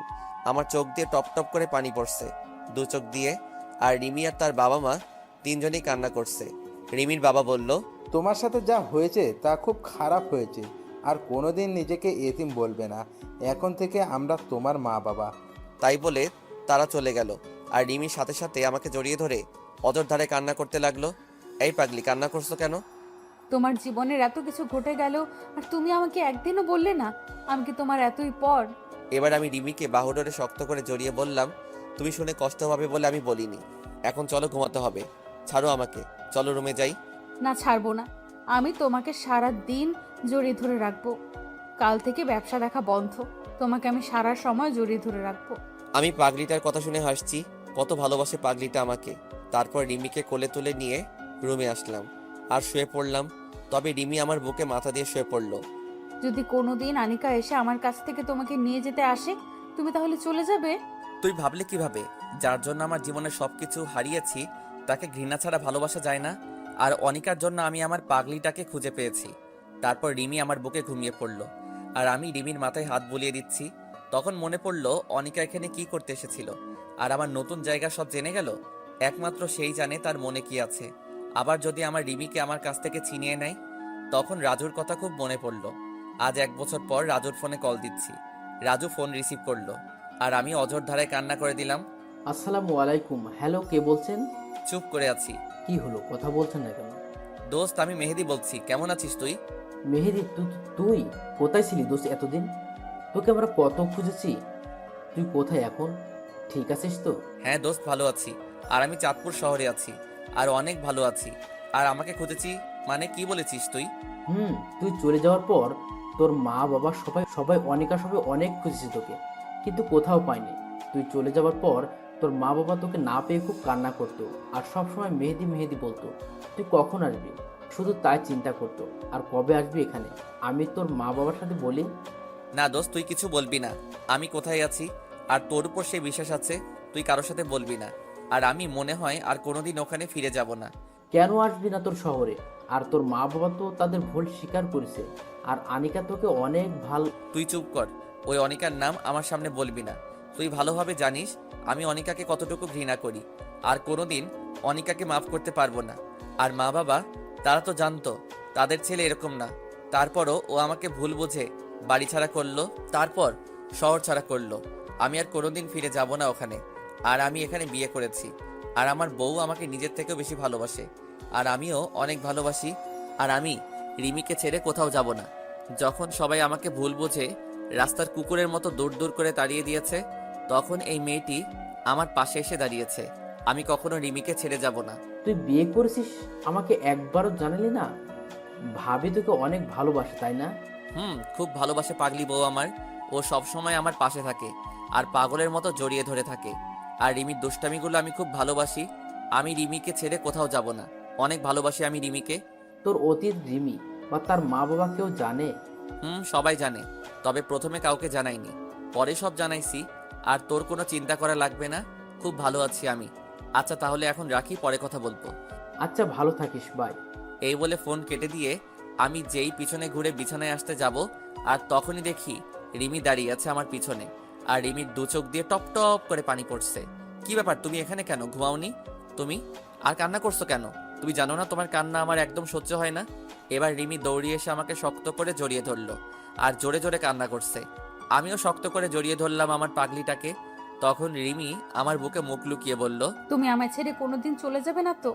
তুমি চলে গেলে আমি সত্যি সত্যি মরে যাব। এই পাগলি, আমি কি কোনোদিন বলেছি তোমায় ছেড়ে চলে যাব? আর তোমায় ছাড়া মনে হয় আমি খুব ভালোভাবে বাঁচতে পারবো। তোমায় ছেড়ে কোনোদিন কোথাও যাব না। তুমি আমাকে এভাবে সারা জীবন ভালোবাসবে তো? আমার পাগলি বউটা, তোমায় আমি এমনভাবে সারা জীবন ভালোবেসে যাব। এমনকি 50 বছর পর এমনভাবে আমার বউটাকে ভালোবাসবো। বুঝলেন ম্যাম? বুঝলাম। আবার জড়িয়ে ধরো। চলো ঘুমাতে যাব। আবার কাল সকালে আমার অফিস আছে। না, যাব না। আমি হেঁটে যেতে পারবো না। এবার রিমিকে কোলে তুলে নিলাম আর রিমি আমার গলা শক্ত করে জড়িয়ে ধরলো আর আমার গালে একটা চুমু দিল। তারপর রিমি আমার দিকে এক দৃষ্টিতে তাকিয়ে আছে আর আমিও রিমির দিকে একইভাবে তাকিয়ে আছি। তারপর বিছানায় চলে আসলাম। তখনও রিমি আমার গলা ছাড়েনি। এবার আমি শুয়ে পড়লাম আর তখন রিমি আমার বুকের উপর শুয়ে পড়লো আর শক্ত করে জড়িয়ে ধরলো। এই শোনো, তোমার কাছে একটা জিনিস চাইবো, তুমি দিবে আমায়? বলো। আমার সব জিনিস তো তোমারই, এতে আবার চাওয়ার কি আছে? আমার না একটা তোমার মতো রাজকুমার চাই, দিবে আমায়? বলে লজ্জায় আমার বুকে মুখ লুকালো। দিতে পারি, কিন্তু তোমার মতো একটা সুন্দর রাজকুমারই দিতে হবে। না, আমি তোমার মতো রাজকুমার চাই। আচ্ছা ঠিক আছে, কিন্তু রাজকুমার আনতে হলে তো অনেক পরিশ্রম করতে হবে আর তোমাকেও পরিশ্রম করতে হবে। যা দুষ্টু, আমার বুঝি লজ্জা করে না? আবার আমার বুকে মুখ লুকালো। আমি বুঝি না একটা মেয়ে এত লজ্জা পায়। তারপর লাইট অফ করে দিয়ে এক অজানা সুখে দুই নরনারী ব্যস্ত হয়ে গেল। সকালে ঘুমিয়ে আছি, হঠাৎ করে পানির ছিটকায় ঘুমটা ভেঙে গেল। চোখ খুলে দেখি রিমি এইমাত্র গোসল করে বের হলো। একটা হলুদ শাড়ি পরেছে আর চুলের পানি মুছছে। বাহ, কি সুন্দর লাগছে। আমি একভাবে তাকিয়ে আছি। রিমি আমার কাছে এসে বলল, কি দেখো এভাবে? তোমাকে দেখি। আমার পাগলি বউটা এত সুন্দর, মনে হয় সারাদিন দেখি। অমনি রিমি লজ্জা পেয়ে চলে যেতে লাগলো। আর অমনি রিমির হাত ধরে আমার বুকের উপর ফেললাম। এই কি করছো? ছাড়ো। সারা রাত দুষ্টামি করছো, এখন হবে না। এখন গোসল করে নিচে আসো, আমি নাস্তা দিচ্ছি। তারপর আমি নিচে নাস্তা করে অফিসে চলে আসলাম। অফিসে রিমি সবসময় ফোন দেবে আর বলে কোনো মেয়ের সাথে কথা বলবে না, আর ঠিক মতো খেয়ে নেব, আমি পরে আবার ফোন দিব। এই পাগড়িটাকে নিয়ে আর পারি না। অফিস শেষে বাড়ি আসার সময় রিমির জন্য কিছু ফুল, চকলেট আর আইসক্রিম নিলাম। খুব পছন্দ করে রিমি এগুলো। আমি দরজার সামনে দাঁড়িয়ে কলিং বেল বাজালাম। রিমি দরজা খুলে দিল আর আমার হাতে ফুল, চকলেট, আইসক্রিম দেখে বাচ্চাদের মতো লাফাতে লাফাতে প্যাকেট আমার হাত থেকে নিয়ে আমার গালে একটা চুমু খেলো। তারপর দুজনে রুমে চলে আসলাম। আমি ফ্রেশ হতে গেলাম। ফ্রেশ হয়ে এসে দেখি রিমি চকলেট খাচ্ছে। অনেক সুন্দর লাগছে রিমিকে। আমি রিমির পাশে বসলাম। রিমি, তুমি জানো না সাবিকে রেখে একা একা খাওয়া ঠিক না। তুমি জানো না আমি দুইটা জিনিস কোনো দিন ভাগ দেব না। এক হলো চকলেট আর আইসক্রিম, আর দুই হলো আমার প্রাণের স্বামী। আচ্ছা, ভাগ দিও না, এখন আমাকে দাও, আমি খাবো। না, দেব না, সব একলা খাবো আমি। ওকে, তুমি সব খাও, আমি খাবো না। তাই বলে মিথ্যা রাগ দেখিয়ে বেলকনিতে চলে আসলাম আর বাইরের দিকে তাকিয়ে থাকলাম। আমি জানি রিমি এখনই কান্না করে আমাকে জড়িয়ে ধরবে, আর তখনই রিমি আমার পিছন থেকে জড়িয়ে ধরলো। আমি একটু রাগ দেখিয়ে রিমিকে সরিয়ে দিলাম। রিমি এবার কান্না করে দিল, আর রিমি আমার সামনে থেকে জড়িয়ে ধরলো আর কান্না করছে। এবার আমি রিমিকে বললাম, এই পাগলি, কান্না করছো কেন তুমি? তুমি জানো না তুমি যদি আমার উপর রাগ করে থাকো তাহলে আমি সহ্য করতে পারি না। আর আমার পাগলিটার চোখের পানি যে সহ্য করতে পারি না। তারপর রিমি পিছন থেকে একটা আইসক্রিম বের করে আমার সামনে ধরলো। আমি খাবো না, আমাকে জোর করে খাইয়ে দিল। তারপর আমি রিমিকে খাইয়ে দিলাম। তারপর বিছানায় শুয়ে পড়লাম আর রিমি আমার বুকে শুয়ে পড়লো। কিছুদিন পরে আমি অফিসে বসে কাজ করছি। তখন রিমি আমাকে ফোন দিয়ে বলল, তুমি তাড়াতাড়ি বাসায় চলে আসো, যত তাড়াতাড়ি পারো বাসায় আসো। আমার কিছু বলার আগে ফোন কেটে দিল। আমি তো ভয় পেয়ে গেছি, আমার রিমির কিছু হলো না তো আবার। আমি অফিস থেকে বেরিয়ে খুব তাড়াতাড়ি বাসায় চলে আসলাম। এসে কলিং বেল বাজালাম আর সাথে সাথে দরজা খুলে গেল। রিমি দরজা খুলে দিল। আমি তখন রিমিকে বললাম, কি হয়েছে তোমার? তুমি ঠিক আছো তো? তোমাকে এমন দেখাচ্ছে কেন? কি হয়েছে তোমার? দেখো কারা এসেছে, ড্রয়িং রুমে বসে আছে। আমি আস্তে আস্তে ড্রয়িং রুমে আসলাম। এসে বিরাট বড় একটা শক খেলাম। মনে হলো পৃথিবী সব থেমে পড়েছে। খুব অবাক হলাম। আমি ড্রয়িং রুমে আর কেউ নেই। আমার মা বাবা, অনিকা আর অনিকার বাবা আর ভাই বসে আছে। আমি আস্তে আস্তে তাদের কাছে গেলাম। আমি কি করব কিছু বুঝে উঠতে পারছি না। তখন আমার কান্না করতে করতে আমাকে জড়িয়ে ধরলো। আমিও কান্না করে দিলাম। তুই কোথায় ছিলি বাবা? আমাদের কথা তোর একবারও মনে পড়েনি? তোর আমাদের উপর এত অভিমান? আমরা তো তোকে না বুঝে অনেক কষ্ট দিয়েছি, ক্ষমা করে দে বাবা। আর আমাদের সাথে চল তোর নিজের বাড়ি। মা, কি বলছো এসব? তুমি কেন ক্ষমা চাচ্ছ? তোমরা তো আমাকে না বুঝে ভুল বুঝেছ। আর আমি কোথাও যাব না, আমি এখানে ভালো আছি। আর আমি বিয়ে করেছি মা। রিমি, এদিকে আসো। মা, এই হচ্ছে তোমার বৌমা, যে আমাকে অনেক ভালোবাসে, নিজের জীবনের থেকেও বেশি ভালোবাসে। এবার রিমি মাকে সালাম করলো। বাহ, আমার মেয়েটা যে অনেক সুন্দর। তাই বলে রিমির কপালে একটা চুমুকে জড়িয়ে ধরলো। এবার আমি অনিকার দিকে তাকালাম। অনিকা মাথা নিচু করে বসে আছে আর ফুপিয়ে কান্না করছে। মেহেদি, আমাকে ক্ষমা করে দে বাবা, তখন মাথা ঠিক ছিল না। আমি তোকে না বুঝে অনেক কষ্ট দিয়েছি। আমার ভুলের জন্য তোর বাড়ি এমনকি শহর ছাড়তে হয়েছে। ছি বাবা, তুমি কেন ক্ষমা চাইছো? আর তোমার তো কোনো দোষ নেই, সব দোষ আমার। আমি যদি কলেজে ওরকম না করতাম তাহলে তোমার সম্মানহানি হতো না, আর আমারও শহর ছাড়তে হতো না। এবার রিমি বাবাকে সালাম করলো আর বাবা রিমির মাথায় হাত বুলিয়ে দিল। এবার অনিকা আসলো আমার কাছে। চেহারা আগের মতো আর নেই, অনেক শুকিয়ে গেছে, চোখের নিচে কালি পড়ে গেছে। মেহেদি, আমাকে মাফ করে দাও। মা, আমি কোনো বিশ্বাসঘাতকের সাথে কথা বলতে চাই না, প্লিজ ওকে আমার সামনে থেকে চলে যেতে বলো, আর আমি এখন ফ্রেশ হব। তাই বলে আমি আমার রুমে চলে আসলাম। আমি বিছানায় বসে আছি আর তখন অনিকা আমার রুমে আসলো। আর তখনই আমার ভীষণ রাগ হলো। আমি মুখে বিরক্তির ছাপ নিয়ে চলে আসতে যাব, আর তখনই অনিকা আমার হাত ধরে থামিয়ে দিল। আমি অনিকার দিকে ঘুরতে অনিকা আমার পা ধরে ফেললো আর বলতে লাগলো, মেহেদি আমাকে মাফ করে দাও প্লিজ। আমি সেদিন তোমাকে বাঁচাতে গিয়ে আমি সেদিন সবার সামনে মিথ্যে বলছি। আমার বাবা আমাকে বলেছিল আমি যদি ওই কথা না বলতাম তাহলে তোমাকে আমার ভাইয়া তোমাকে মেরে ফেলতো। তাই আমি সেদিন মিথ্যে বলছি। আর তুমি চলে আসার পর আমি তোমায় অনেক খুঁজেছি। তোমার জন্য প্রতি রাতে আমি কান্না করেছি। তোমার কথা ভেবে আমি ঠিক মতো ঘুমাতে পারিনি। তুমি চলে যাওয়াতে আমি একেবারে কলেজ যাওয়া বাদ দিয়ে দিছি। যেখানে তুমি নেই সেখানে আমি কিভাবে থাকি বলো? আমি তোমাকে ক্ষমা করতে পারবো না। তোমাকে আমি ঘৃণা করি। তোমার সাথেও কথা বলতে আমার ঘৃণা হচ্ছে। আমি তোমার চেহারাও দেখতে চাই না। আর তুমি কোনোদিন আমার সামনে আসবে না। আর আমার আর রিমির মধ্যে যেন না দেখি। আমি কোনো বিশ্বাসঘাতকের জন্য আমি রিমিকে হারাতে চাই না। আমি যতটুকু রিমিকে ভালোবাসি তার থেকে 1000 গুণ বেশি তোমাকে ঘৃণা করি। আমি তাই বলে চলে আসতে যাব, তখন দেখি রিমি দরজার কাছে দাঁড়িয়ে সব শুনছে আর ফুপিয়ে কান্না করছে। আমি রিমির কাছে যাওয়া মাত্র রিমি বলল, আমি একটা কথা বলবো, রাখবে আমার কথা? বলো কি কথা? আমি কি কোনোদিন তোমার কথা অমান্য করেছি? আনিকা আপু তোমাকে খুব ভালোবাসে। তুমি আনিকা আপুকে বিয়ে করে নাও। আমি কিচ্ছু মনে করব না। আর আমি দূরে কোথাও হারিয়ে যাব। আমি রিমিকে জোরে একটা চড় মারলাম। তুমি ভাবলে কি করে আমি তোমাকে রেখে আমি এই বিশ্বাসঘাতককে বিয়ে করব? আর তুমি কিভাবে এই কথাটা বললে? তুমি জানো না আমি তোমায় কতটা ভালোবাসি। আর আমায় ছাড়া তুমি থাকতে পারবে? আমার বুকে মাথা না দিয়ে ঘুমালে তোমার ঘুম আসবে? আর তোমায় ছাড়া আমি কোনোদিন ভালো থাকবো না। তোমায় আমি পাগলের মতো ভালোবাসি। কান্না করে জড়িয়ে ধরলাম। তারপর রিমিও আমাকে শক্ত করে জড়িয়ে ধরলো। আমিও তোমাকে অনেক ভালোবাসি। তোমায় ছাড়া আমি বাঁচতে পারবো না। তোমায় ছাড়া আমি ঘুমাতে পারবো না। আমাকে ছেড়ে চলে যেও না। তুমি চলে গেলে আমি আর বেঁচে থেকে কি হবে বলো? না পাগলি বউ আমার, তোমায় ছেড়ে কোনোদিন যাব না। অনিকা সব দেখছিল, আমার আর রিমির ভালোবাসা। তারপর অনিকা কান্না করতে করতে বাইরে চলে গেল। তারপর আমি আর রিমি ড্রয়িং রুমে আসলাম। আমি আসার সাথে সাথে অনিকার ভাই আমার দিকে এগিয়ে আসলো। মেহেদি, উপরে কি হলো জানি না, কিন্তু আনিকা কান্না করতে করতে চলে গেল। আগে যা হয়েছে সব ভুলে যাও আর আমাদের সবাইকে ক্ষমা করে দাও। সেদিন তোমার একটা বন্ধু আছে, তার কথা শুনে আমরা তোমাকে ভুল বুঝেছি। প্লিজ তুমি আনিকাকে মাফ করে দাও আর আমাদের সাথে চলো। আমি কোনোদিন আপনাকে বা আপনাদের কাউকে ক্ষমা করব না।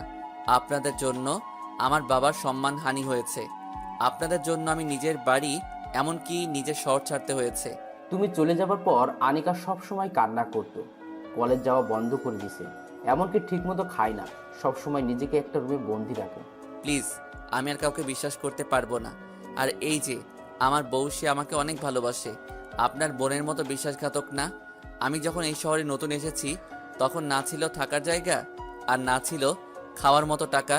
তখন এই রিমি আমাকে আশ্রয় দিয়ে পড়াশোনা করিয়ে আমি এখন চাকরি করি। আর আমি রিমিকে বিয়ে করি। তাই আপনারা আর কোনোদিন এই বাড়িতে আসবেন না। চলে যান এক্ষুনি। এরপর তারা সবাই চলে গেল। এবার আমি আমার মা বাবার কাছে গেলাম। মা বাবা, তোমরা যেখানে থাকো, কতদিন তোমাদের সাথে দেখা হয়নি, কতদিন একসাথে খাবার খাইনি। মা বাবা আর জোর করলো না। সবাই একসাথে অনেক গল্প করলাম। মা তো রিমিকে পেয়ে মনে হচ্ছে নিজের হারানো মেয়েকে ফিরে পেয়েছে। তারপর সবাই একসাথে রাতের খাবার খেয়ে মা বাবার বিছানায় পেতে দিল অন্য রুমে। তারপর যে যার রুমে গিয়ে শুয়ে পড়লাম। প্রতিদিনের মতো রিমি আমার বুকে মাথা দিয়ে শুয়ে আছে, কিন্তু কোনো কথা বলছে না। চুপচাপ শক্ত করে জড়িয়ে ধরে শুয়ে আছে। আমার কেমন খটকা লাগলো। এই রিমি, তুমি কথা বলছো না কেন? কি হয়েছে তোমার? এবার রিমির দিকে তাকিয়ে দেখি রিমি কান্না করছে। এই পাগলি, কান্না করছো কেন তুমি? কি হয়েছে তোমার? খুব ভয় হচ্ছে আমার। কেন ভয় পাচ্ছ? আমি তো আছি তোমার সাথে। ওরা যদি তোমাকে নিয়ে চলে যায় তাহলে আমি কি নিয়ে বাঁচবো? তখন কি হবে আমার? খুব ভয় হচ্ছে। তোমাকে যদি তারা নিয়ে যায় তাহলে আমি সত্যি বলছি আমি সেদিনই মরে যাব। চুপ পাগলি, আমার এ কথা বলে না। আমি কোথাও যাব না। আর আমি তোমায় ছাড়া আমিও বেঁচে থাকতে পারবো না। তারপর রিমির কপালে একটা ভালোবাসার পরশ এঁকে দিলাম। আর রিমি আমাকে শক্ত করে জড়িয়ে ধরে শুয়ে পড়ল। হঠাৎ কারো কান্নার শব্দের কারণে ঘুম ভেঙে গেল। আমি তাড়াতাড়ি উঠে দেখি রিমি আমার পাশে বসে কান্না করছে। কি হয়েছে? তুমি আবার কান্না করছো কেন? তুমি আমাকে আর আগের মতো ভালোবাসো না। আমাকে আর ভালো লাগে না, তাই না? কি বলছো এসব? আমি তো কিছুই বুঝতে পারছি না। আর তোমাকে ভালোবাসবো না তো কাকে ভালোবাসবো? হুম, সব জানি। তুমি যদি আমাকে আগের মতো ভালোবাসতে তাহলে সকালে উঠে দেখি আমি বালিশে শুয়ে আছি কেন? এর আগে তো সব সময় আমাকে তোমার বুকে রাখতে, আর আজকে আমাকে তোমার বুকে না রেখে আমাকে বালিশে ঘুমাতে দিলে। আমি এখন পুরনো হয়ে গেছি, তাই তো ভালো লাগে না, তাই না? বলে আমার বাবুটা বুঝি রাগ করেছে। আমি খেয়াল করিনি তো, আমি ঘুমিয়েছিলাম তাই টের পাইনি। আসো বাবু, আমার বুকে আসো। তোমাকে আর কোনোদিন বালিশে ঘুমাতে দেব না। তাই বলে আমি আবার আমার পাগড়িটাকে বুকে জড়িয়ে নিলাম। আর রিমি আমার বুকে গুটিসুটি মেরে শুয়ে থাকলো। তারপর সকালে উঠে দেখি মা নাস্তা বানাচ্ছে। রিমি দৌড়িয়ে গিয়ে মাকে জড়িয়ে ধরে বলল, মা তুমি নাস্তা তৈরি করছো কেন? আমি আছি তো। দেখো দিনিমা, কোনো দিন থাকতে তার মেয়েকে। তারপর রিমি আর মা একসাথে নাস্তা তৈরি করলো। আমি নাস্তা শেষে অফিসে চলে গেলাম। অফিসে লাঞ্চ টাইমে বসে আছি, তখন হঠাৎ করে একটা আনকমন নাম্বার থেকে ফোন আসলো।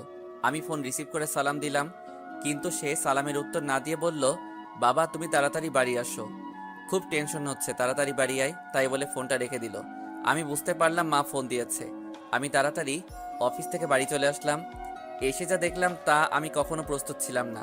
আমি রিমি বলে জোরে একটা চিৎকার দিলাম। আমি বাসায় গিয়ে দেখি রিমি অচেতন হয়ে বিছানায় শুয়ে আছে, আর মা রিমির মাথায় হাত বুলিয়ে দিচ্ছে। আমি তাড়াতাড়ি রিমির পাশে গিয়ে রিমির মাথাটা আমার কোলে তুলে নিলাম। মা কি হয়েছে রিমির? ও অচেতন হলো কিভাবে? বাবা রুম থেকে কিছু পড়ার শব্দ শুনে রুমে এসে দেখি রিমি এভাবে পড়ে আছে। তারপর তোকে ফোন দিলাম। আমি তাড়াতাড়ি ডাক্তার সাহেবকে ফোনে আসতে বললাম। মা বাবা নতুন জায়গা হয়তো কাউকে চিনে না, তাই ডাক্তারকে ফোন দিতে পারিনি। কিছুক্ষণ পর ডাক্তার আসলো। ডাক্তার রিমিকে পরীক্ষা করছে, আর আমি রিমির পাশে হাত ধরে বসে আছি। ডাক্তার একটা ইঞ্জেকশন দিয়ে দিল আর বাইরে এসে বলল, মেহেদি সাহেব, আপনি মিষ্টি খাওয়ান তাড়াতাড়ি, আপনি বাবা হতে যাচ্ছেন। ডাক্তারের কথা শুনে যে কি পরিমাণ খুশি হয়েছি তা বলে বোঝাতে পারবো না। মনে হয় আমার জীবনের সবচেয়ে খুশির খবর এটা। তারপর ডাক্তারকে বিদায় দিয়ে আমি রিমির পাশে গিয়ে বসলাম। কিছুক্ষণ পর রিমির জ্ঞান ফিরল। তখনই মা বাবা রুম থেকে চলে গেল। আমার কি হয়েছিল? আমি তখন মাথাটা প্রচণ্ডভাবে ব্যথা হয়ে উঠল। তারপর আর কিচ্ছু মনে নাই। কি হয়েছে বলো আমায়? আর তোমার চেহারা এরকম গম্ভীর হয়ে আছে কেন? সত্যি বলবে আমায়? ডাক্তার বলল, তুমি আর কোনোদিন মা হতে পারবে না। মিথ্যা কথা বললাম রিমিকে সারপ্রাইজ দেব বলে। এবার কান্না করে দিল আর আমাকে জড়িয়ে ধরলো। না, তুমি মিথ্যা বলছো। আমি বিশ্বাস করি না। বলো তুমি মিথ্যা বলছো। আমি তোমাকে কোনো দিন বাবা ডাক শোনাতে পারবো না, তাই না? আর তখন তুমি আমাকে ছেড়ে চলে যাবে, তাই না?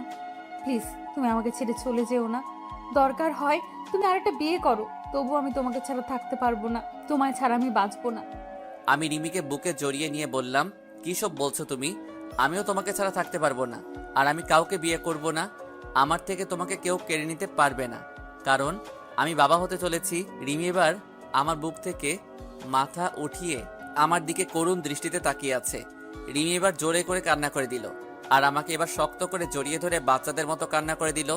তুমি কেন আমাকে মিথ্যা বলছো? তুমি জানো কতটা কষ্ট পেয়েছিলাম আমি? আমি মা হতে পারবো না বলে কষ্ট পাইনি। আমি কষ্ট পেয়েছি তুমি আমাকে ছেড়ে চলে যাবে, তাই খুব কষ্ট হয়েছিল। তুমি জানো না আমি সব সহ্য করতে পারি, কিন্তু তোমাকে হারিয়ে ফেলার কষ্ট সহ্য করতে পারবো না। তুমি বলো, আমাকে আর কষ্ট দেবে না? এবার আমিও রিমিকে শক্ত করে জড়িয়ে ধরলাম, আর আমিও কান্না করে দিয়েছি।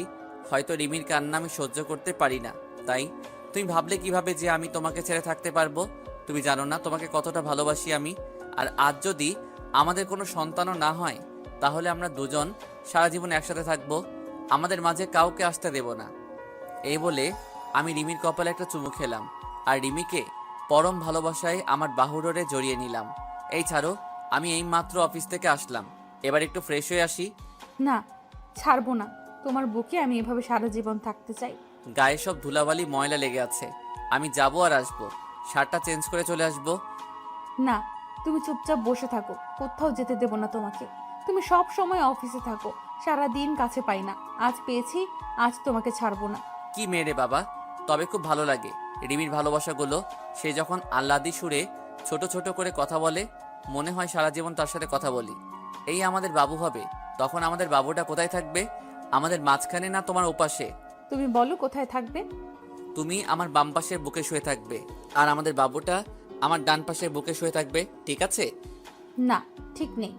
আমি তোমাকে কারো ভাগ দেব না। এই পুরো বুকটা আমার। আমি কাউকে তোমার বুকে ঘুমাতে দেব না, এমনকি আমাদের সন্তান কেউ না। কি মেয়ে রে বাবা, নিজের সন্তানকে হিংসা করে? কি বলছো? সে তো আমার সন্তান, আমি তাকে বুকে জড়িয়ে ঘুমাবো না? না বলছি তো, আমি তোমাকে কাউকে ভাগ দেব না। আর আমাদের সন্তানকে দোলনায় রেখে দেব, আর না হয় তোমার মা বাবার কাছে রেখে দিব। কি? আমাদের সন্তান মা বাবার কাছে ঘুমাবে কেন?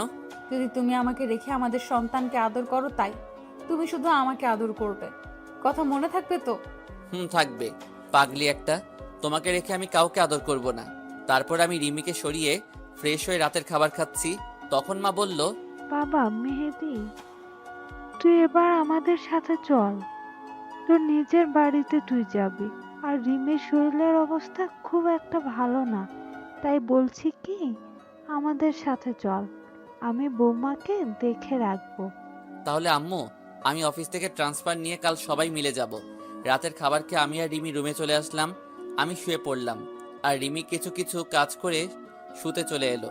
তারপর রিমি আমার বুকে মাথা দিয়ে শুয়ে বলল, আমি প্রায় শুনি অনেক মেয়ে মা হতে গিয়ে মারা যায়। আমিও যদি তাদের মধ্যে পড়ি তখন তুমি আমাকে ছাড়া থাকতে পারবে? চুপ, এরকম কথা আর বলবে না। আর তোমার কিছু হবে না, তোমার পাশে আমি সব সময় থাকবো। তুমি কোনো চিন্তা করো না, শুধু আমাকে ভালোবেসে যাও আর আমাদের বাবুটার দিকে খেয়াল রাখো।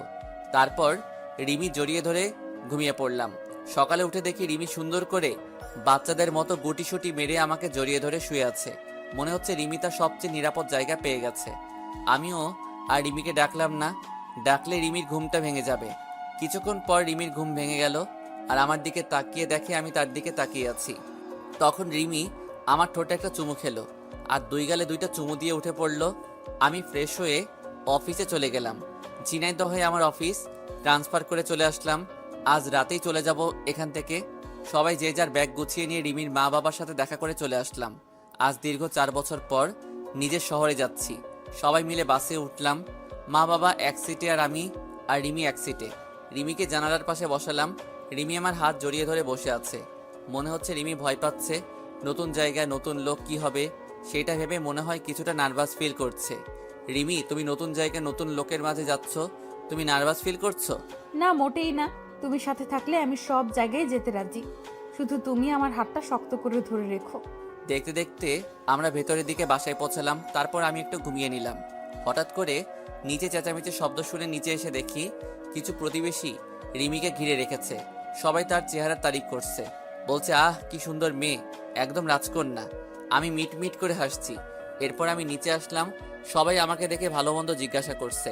আমি সবার প্রশ্নের উত্তর দিলাম। কিছুক্ষণ পর মা নাস্তা করতে ডাকলো। আমরা নাস্তা করে রুমে আসলাম। রিমি, চলো গুছিয়ে নাও, আজ আমাদের শহরটা ঘুরে বেড়াবো। অনেকদিন পর আসছি তো তাই, আর তোমারও শহরটা চেনা হয়ে যাবে। আমরা দুজন বের হয়ে গেলাম। আমি কাল একটা পাঞ্জাবি পরেছি, আর রিমি কাল একটা শাড়ি পরেছে। যখনই আমরা বের হতে যাব তখনই মা ডাকলো। হাতে দেখি একটা থালা। মা কাছে এসে বলল, আমার ছেলে আর মেয়ের দিকে যেন আরো নজর না পড়ে। আসলে যেই দেখবে তারই নজর পড়বে, কারণ আমরা ম্যাচিং করে ড্রেস পরেছি। খুব সুন্দর লাগছে রিমিকে। তারপর আমরা সেই কলেজে আসলাম যেখানে আমি পড়তাম আর অনিকার সাথে পরিচয় হয়েছিল। সেই বড় আম গাছটা এখনো সেইভাবেই আছে। তারপর আসলাম নদীর পাড়ে। এখানে আমি আর রিমি ঘুরতে আসতাম। আমরা একটা রেস্টুরেন্টে আসলাম। যেই ঢুকতে যাব, আর আমার সামনে চেয়ারে অনিকা বসে আছে, যা আমি কোনোদিন আশা করিনি। তাকে আমার দেখলে কেমন ভয় করে, যেন অনিকার কারণে আমি আবার যদি রিমিকে হারিয়ে ফেলি। আমি এখনো অনিকাকে ঘৃণা করি, প্রচণ্ড ঘৃণা করি। তার চেহারা আমার কাছে অসহ্য লাগছে। তারপরে আমি রিমি যে বাইরে চলে আসতে যাব, তখনই অনিকা আমাকে ডাকলো। আমি না শোনার ভান করে রিমিকে নিয়ে চলে আসতে যাব, তখনই অনিকা আমার সামনে এসে দাঁড়ালো। আপনি এরকমভাবে আমাদের পথ আটকালেন কেন? কি চান আপনি? প্লিজ মেহেদি, আমার কথাটা শোনো একবার। শুধু একটা কথা বলবো, তারপর আর তোমাকে কোনো দিন ডিস্টার্ব করবো না। বলেন, কি বলবে? আমি জানি তোমার সাথে আমি কত বড় অন্যায় করেছি। আমার জন্য তুমি অনেক কষ্ট পেয়েছো। আমার জন্য তুমি এত বছর তুমি তোমার আপনজনের অবহেলা পেয়েছো। আমি জানি তুমি আমাকে অনেক ঘৃণা করো, আমাকে তুমি একদমই সহ্য করতে পারো না। কিন্তু আমি যদি সেদিন একটু সাহস দেখাতাম, তাহলে হয়তো রিমির জায়গায় আমি থাকতাম। কিন্তু আমার কপালটাই খারাপ, আমি তোমাকে এখনো আগের মতো ভালোবাসি। তবে তুমি চিন্তা করো না, আমি তোমাদের মাঝে দেওয়াল হয়ে দাঁড়াবো না। শুধু আমাকে একবার ক্ষমা করে দাও, আমি তোমার ভালোবাসা নিয়ে দূরে সরে যাব, আর কোনো দিন তোমার সামনে আসবো না। এই বলে অনিকা কান্না করতে করতে চলে গেল। আমি আর রিমি ওখান থেকে চলে আসতে যাব, তখনই দেখি আনিকার বড় ভাই সেখানে দাঁড়িয়ে আমার দিকে রাগী দৃষ্টিতে তাকিয়ে আছে। মনে হয় আমাকে একা পেলে চিবিয়ে খেয়ে ফেলতো। আমি তাড়াতাড়ি ওখান থেকে চলে আসলাম। তারপর বাড়ি এসে রিমিকে রেখে চলে গেলাম আমার জানের জিগার দোস্ত রাজুর কাছে। আমি রাজুর বাড়ির সামনে দাঁড়িয়ে কলিং বেল বাজালাম। কিছুক্ষণ পর দরজা খুলে দিল। দরজা খুলল রাজুর মা। আন্টি কেমন আছেন? আমাকে চিনতে পারছেন? আমি মেহেদি। এইবার রাজুর মা খুব খুশি হয়ে, বাবা, তুই কতদিন পরে এলি? সেই চলে গেলি, আর ফিরে আসলে না। আন্টি রাজু কই? রাজু তার রুমে আছে, যাও দেখা করে আসো। আমি রাজুর রুমে গিয়ে দেখি রাজু চোখ বন্ধ করে হেডফোনে গান শুনছে। আমি আস্তে আস্তে রাজুর কাছে গিয়ে রাজুকে একটা চড় মারলাম আস্তে করে। রাজু ভয় পেয়ে তাড়াতাড়ি উঠে পড়ল। আর রাজু সামনে তাকিয়ে দেখে আমি দাঁড়িয়ে আছি। রাজু দৌড়িয়ে আমাকে জড়িয়ে ধরে বলল, কেমন আছিস দোস্ত? তুই চলে যাওয়ার পর থেকে আমি আড্ডা মারা বন্ধ করে দিছি। তুই না থাকলে কিভাবে মজা হবে বল? এবার থেকে আবার আড্ডা হবে। আমি চলে আসছি না? চল আগে ভাবির সাথে দেখা করে আসি। চলো, কিন্তু ভাবিকে পেয়ে যেন আমাকে ভুলে যাস না শালা। তারপর দুজনে চলে আসলাম আমাদের বাসায়। তারপর রুমে ঢুকে দেখি রিমি কাপড় গুছিয়ে আলমারিতে রাখছে। আমি পিছন থেকে গিয়ে রিমিকে জড়িয়ে ধরলাম। রিমি ভয় পেয়ে বলল, এভাবে কেউ জড়িয়ে ধরে? আমি তো ভয় পেয়ে গেছি। তারপর আমি রাজুর সাথে রিমির পরিচয় করিয়ে দিলাম। এভাবে আমাদের সুখের সংসার চলতে থাকলো। তবে এখন আর অনিকাকে দেখা যায় না, আর ডিস্টার্বও করে না। কিন্তু আমার মনে হয় কেউ আমার পিছু দিচ্ছে। এভাবে আমার আর রিমির সংসার 8 মাস চলে গেল। আজ আমি অফিসে বসে কাজ করছি, তখন আমার বাবা ফোন দিয়ে বলল রিমিকে হাসপাতালে নেওয়া হয়েছে। রিমির ডেলিভারি পেইন উঠেছে। তাই আমিও সব কিছু ফেলে তাড়াতাড়ি হাসপাতালে চলে আসলাম। এসে দেখি রিমিকে ওটিতে নেওয়া হয়েছে। আমি বাইরে অপেক্ষা করছি, খুব টেনশন হচ্ছে। কিছুক্ষণ পর ডাক্তার বের হয়ে আসলো। আমি সাথে সাথে ডাক্তারের কাছে গেলাম। ডাক্তার, কি হয়েছে আমার রিমির? আপনি কিছু বলছেন না কেন? মেহেদি সাহেব, আপনার মেয়ে হয়েছে আর বাচ্চার মা সরি। তাই বলে ডাক্তার চলে গেল। আমি সাথে সাথে সেখানে চুপ করে বসে পড়লাম। আমার মাথা কিছু কাজ করছিল না। কি করব আমি? কিভাবে থাকবো রিমিকে ছাড়া? তারপর আমি দৌড়িয়ে রিমির কাছে গেলাম। যে দেখি রিমি চোখ বুজে শুয়ে আছে। আমি রিমিকে জড়িয়ে ধরে কান্না শুরু করে দিলাম। তুমি কথা দিয়েছিলে তুমি আমাকে ছেড়ে কোথাও যাবে না, তাহলে কেন চলে গেলে? আমি কিভাবে বাঁচবো তোমাকে ছাড়া? আমি রিমিকে জড়িয়ে ধরে কান্না করছি। তারপর হঠাৎ করে কেউ আমাকে জড়িয়ে ধরলো আর বলছে, তোমাকে ছেড়ে কোথাও যাব না পাগল। এবার চোখ খুলে তাকিয়ে দেখি রিমি আমাকে জড়িয়ে ধরে আছে। আর রিমি আমার দিকে তাকিয়ে মিটমিট করে হাসছে। তারপর আমি রিমিকে শক্ত করে জড়িয়ে ধরে রাখলাম। আর কোনোদিন রিমিকে হারিয়ে যেতে দেব না। তারপর রিমিকে এক ঝাটকে সরিয়ে দিয়ে বললাম, তুমি আমার সাথে এরকম অভিনয় করলে কেন? তুমি আমাকে কষ্ট দিয়ে খুব মজা পাও, তাই না? তুমিও একদিন আমার সাথে মজা করেছিলে, মনে আছে? আমিও সেদিন অনেক কান্না করেছিলাম, তাই আজকে আমি প্রতিশোধ নিলাম। এরকম মজার কোনোদিন করবে না তুমি। জানো কত কষ্ট পেয়েছি। তারপর আমার রাজকন্যাকে কোলে নিয়ে বললাম, দেখেছো, আমি বলেছিলাম না আমাদের তোমার মতো একটা রাজকন্যা হবে। তারপর আমার রাজকন্যাকে একটা চুমু দিয়ে রিমির কপালে একটা চুমু দিলাম। কিছুদিন পর আমি রিমিকে হাসপাতাল থেকে বাসায় নিয়ে আসলাম। তারপর রাতে ঘুমাতে গিয়ে রিমির পাগলামি দেখে আমি না হেসে পারলাম না। রিমি আমাদের মেয়েকে নিয়ে বাইরে যাচ্ছে। তখন আমি বললাম, এই জিনাতকে কোথায় নিয়ে যাচ্ছ? কেন? আব্বু আম্মুর কাছে রেখে আসতে যাচ্ছি। না, তুমি আমার মেয়েকে আমার পাশে রাখো। আমাদের মাঝখানে আমার মেয়ে থাকবে। রিমি এবার রেগে বলল, কি বললে? তোমাকে আমি প্রথমে বলেছিলাম না তোমার আমার মাঝে কেউ থাকবে না, এমনকি আমাদের সন্তানও না। তোমার বুকে মাথা না রাখলে আমার ঘুম আসে না, তুমি জানো না? ওকে, তাহলে তুমি মাঝখানে থাকো আর জিনাতকে তোমার ওই পাশে রাখো। তারপর রিমি আমার পাশে শুয়ে পড়লো আর জিনাত রিমির পাশে শুয়ে পড়লো। তারপর রিমিকে জড়িয়ে ধরে ঘুমিয়ে পড়লাম। সকালে উঠে ঘুম থেকে উঠে ফ্রেশ হয়ে নাস্তা করে রিমির কপালে আর আমার ছোট পরিটার কপালে একটা চুমু দিয়ে অফিসে চলে আসলাম। আজ অফিসে কিছু কর্মচারী নিয়োগ হবে। আমি আমার ডেস্কে বসে আছি। তখন আমাদের ম্যানেজার একটা মেয়ের সাথে পরিচয় করিয়ে দিল আর বলল, আজ থেকে এ তোমার আন্ডারে কাজ করবে। মেয়েটির নাম তনিমা। তনিমার দেখতে বেশ সুন্দরী, তবে আমার রিমির থেকে বেশি না। আমি তনিমার সাথে পরিচয় হয়ে নিয়ে তনিমার কাজ বুঝিয়ে দিয়ে নিজের ডেস্কে এসে বসলাম। আমার ডেস্ক থেকে তনিমার ডেস্ক দেখা যায়। কিছুক্ষণ পর তনিমার দিকে তাকিয়ে দেখি তনিমা আমার দিকে এক দৃষ্টিতে তাকিয়ে আছে। আমি এসব দেখে মনোযোগ না দিয়ে আমার কাজ করতে থাকলাম। এভাবে আমার রিমির আর আমার ছোট পইটার সংসার চলতে থাকলো। আজ আমার মেয়ের বয়স 1 বছর। এই 1 বছরে রিমির আর আমাদের মেয়ে জিনাতের পাগলামি দেখে কিভাবে যে সময় চলে গেল। আর এদিকে অফিসে তরিমা এখন আমার দিকে সব সময় তাকিয়ে থাকে। কারণে অকারণে আমার সাথে আমার ডেস্কে আসে। আজ অফিস থেকে বাড়ি আসতে যাব, তখন তনিমা আমাকে কফি খাওয়ার জন্য বলল। আমিও মানা করতে পারলাম না। সব সময় অফিস বাড়ি করতে করতে আমারও কেমন অধৈর্য হয়ে গেছে, তাই আমিও রাজি হয়ে গেলাম। কফি শপ থেকে তনিমাকে বিদায় দিয়ে আমি বাড়ি চলে আসলাম। Calling bell বাজালাম। কিছুক্ষণ পর আমার মা দরজা খুলে দিল। আমি বেশ অবাক হলাম, কারণ এই পর্যন্ত প্রতিদিন রিমি দরজা খুলে দেয়। মা, তুমি দরজা খুলছো কেন? রিমি কই? রিমি উপরে আছে, মনে হয় শুয়ে আছে, তাই আমি দরজা খুলে দিলাম। আমি উপরে গিয়ে দেখি জিনাত ঘুমিয়ে আছে। বেশ অবাক হলাম, কারণ আমি আসার আগে কোনো দিন রিমি জিনাতকে ঘুমাতে দেয় না।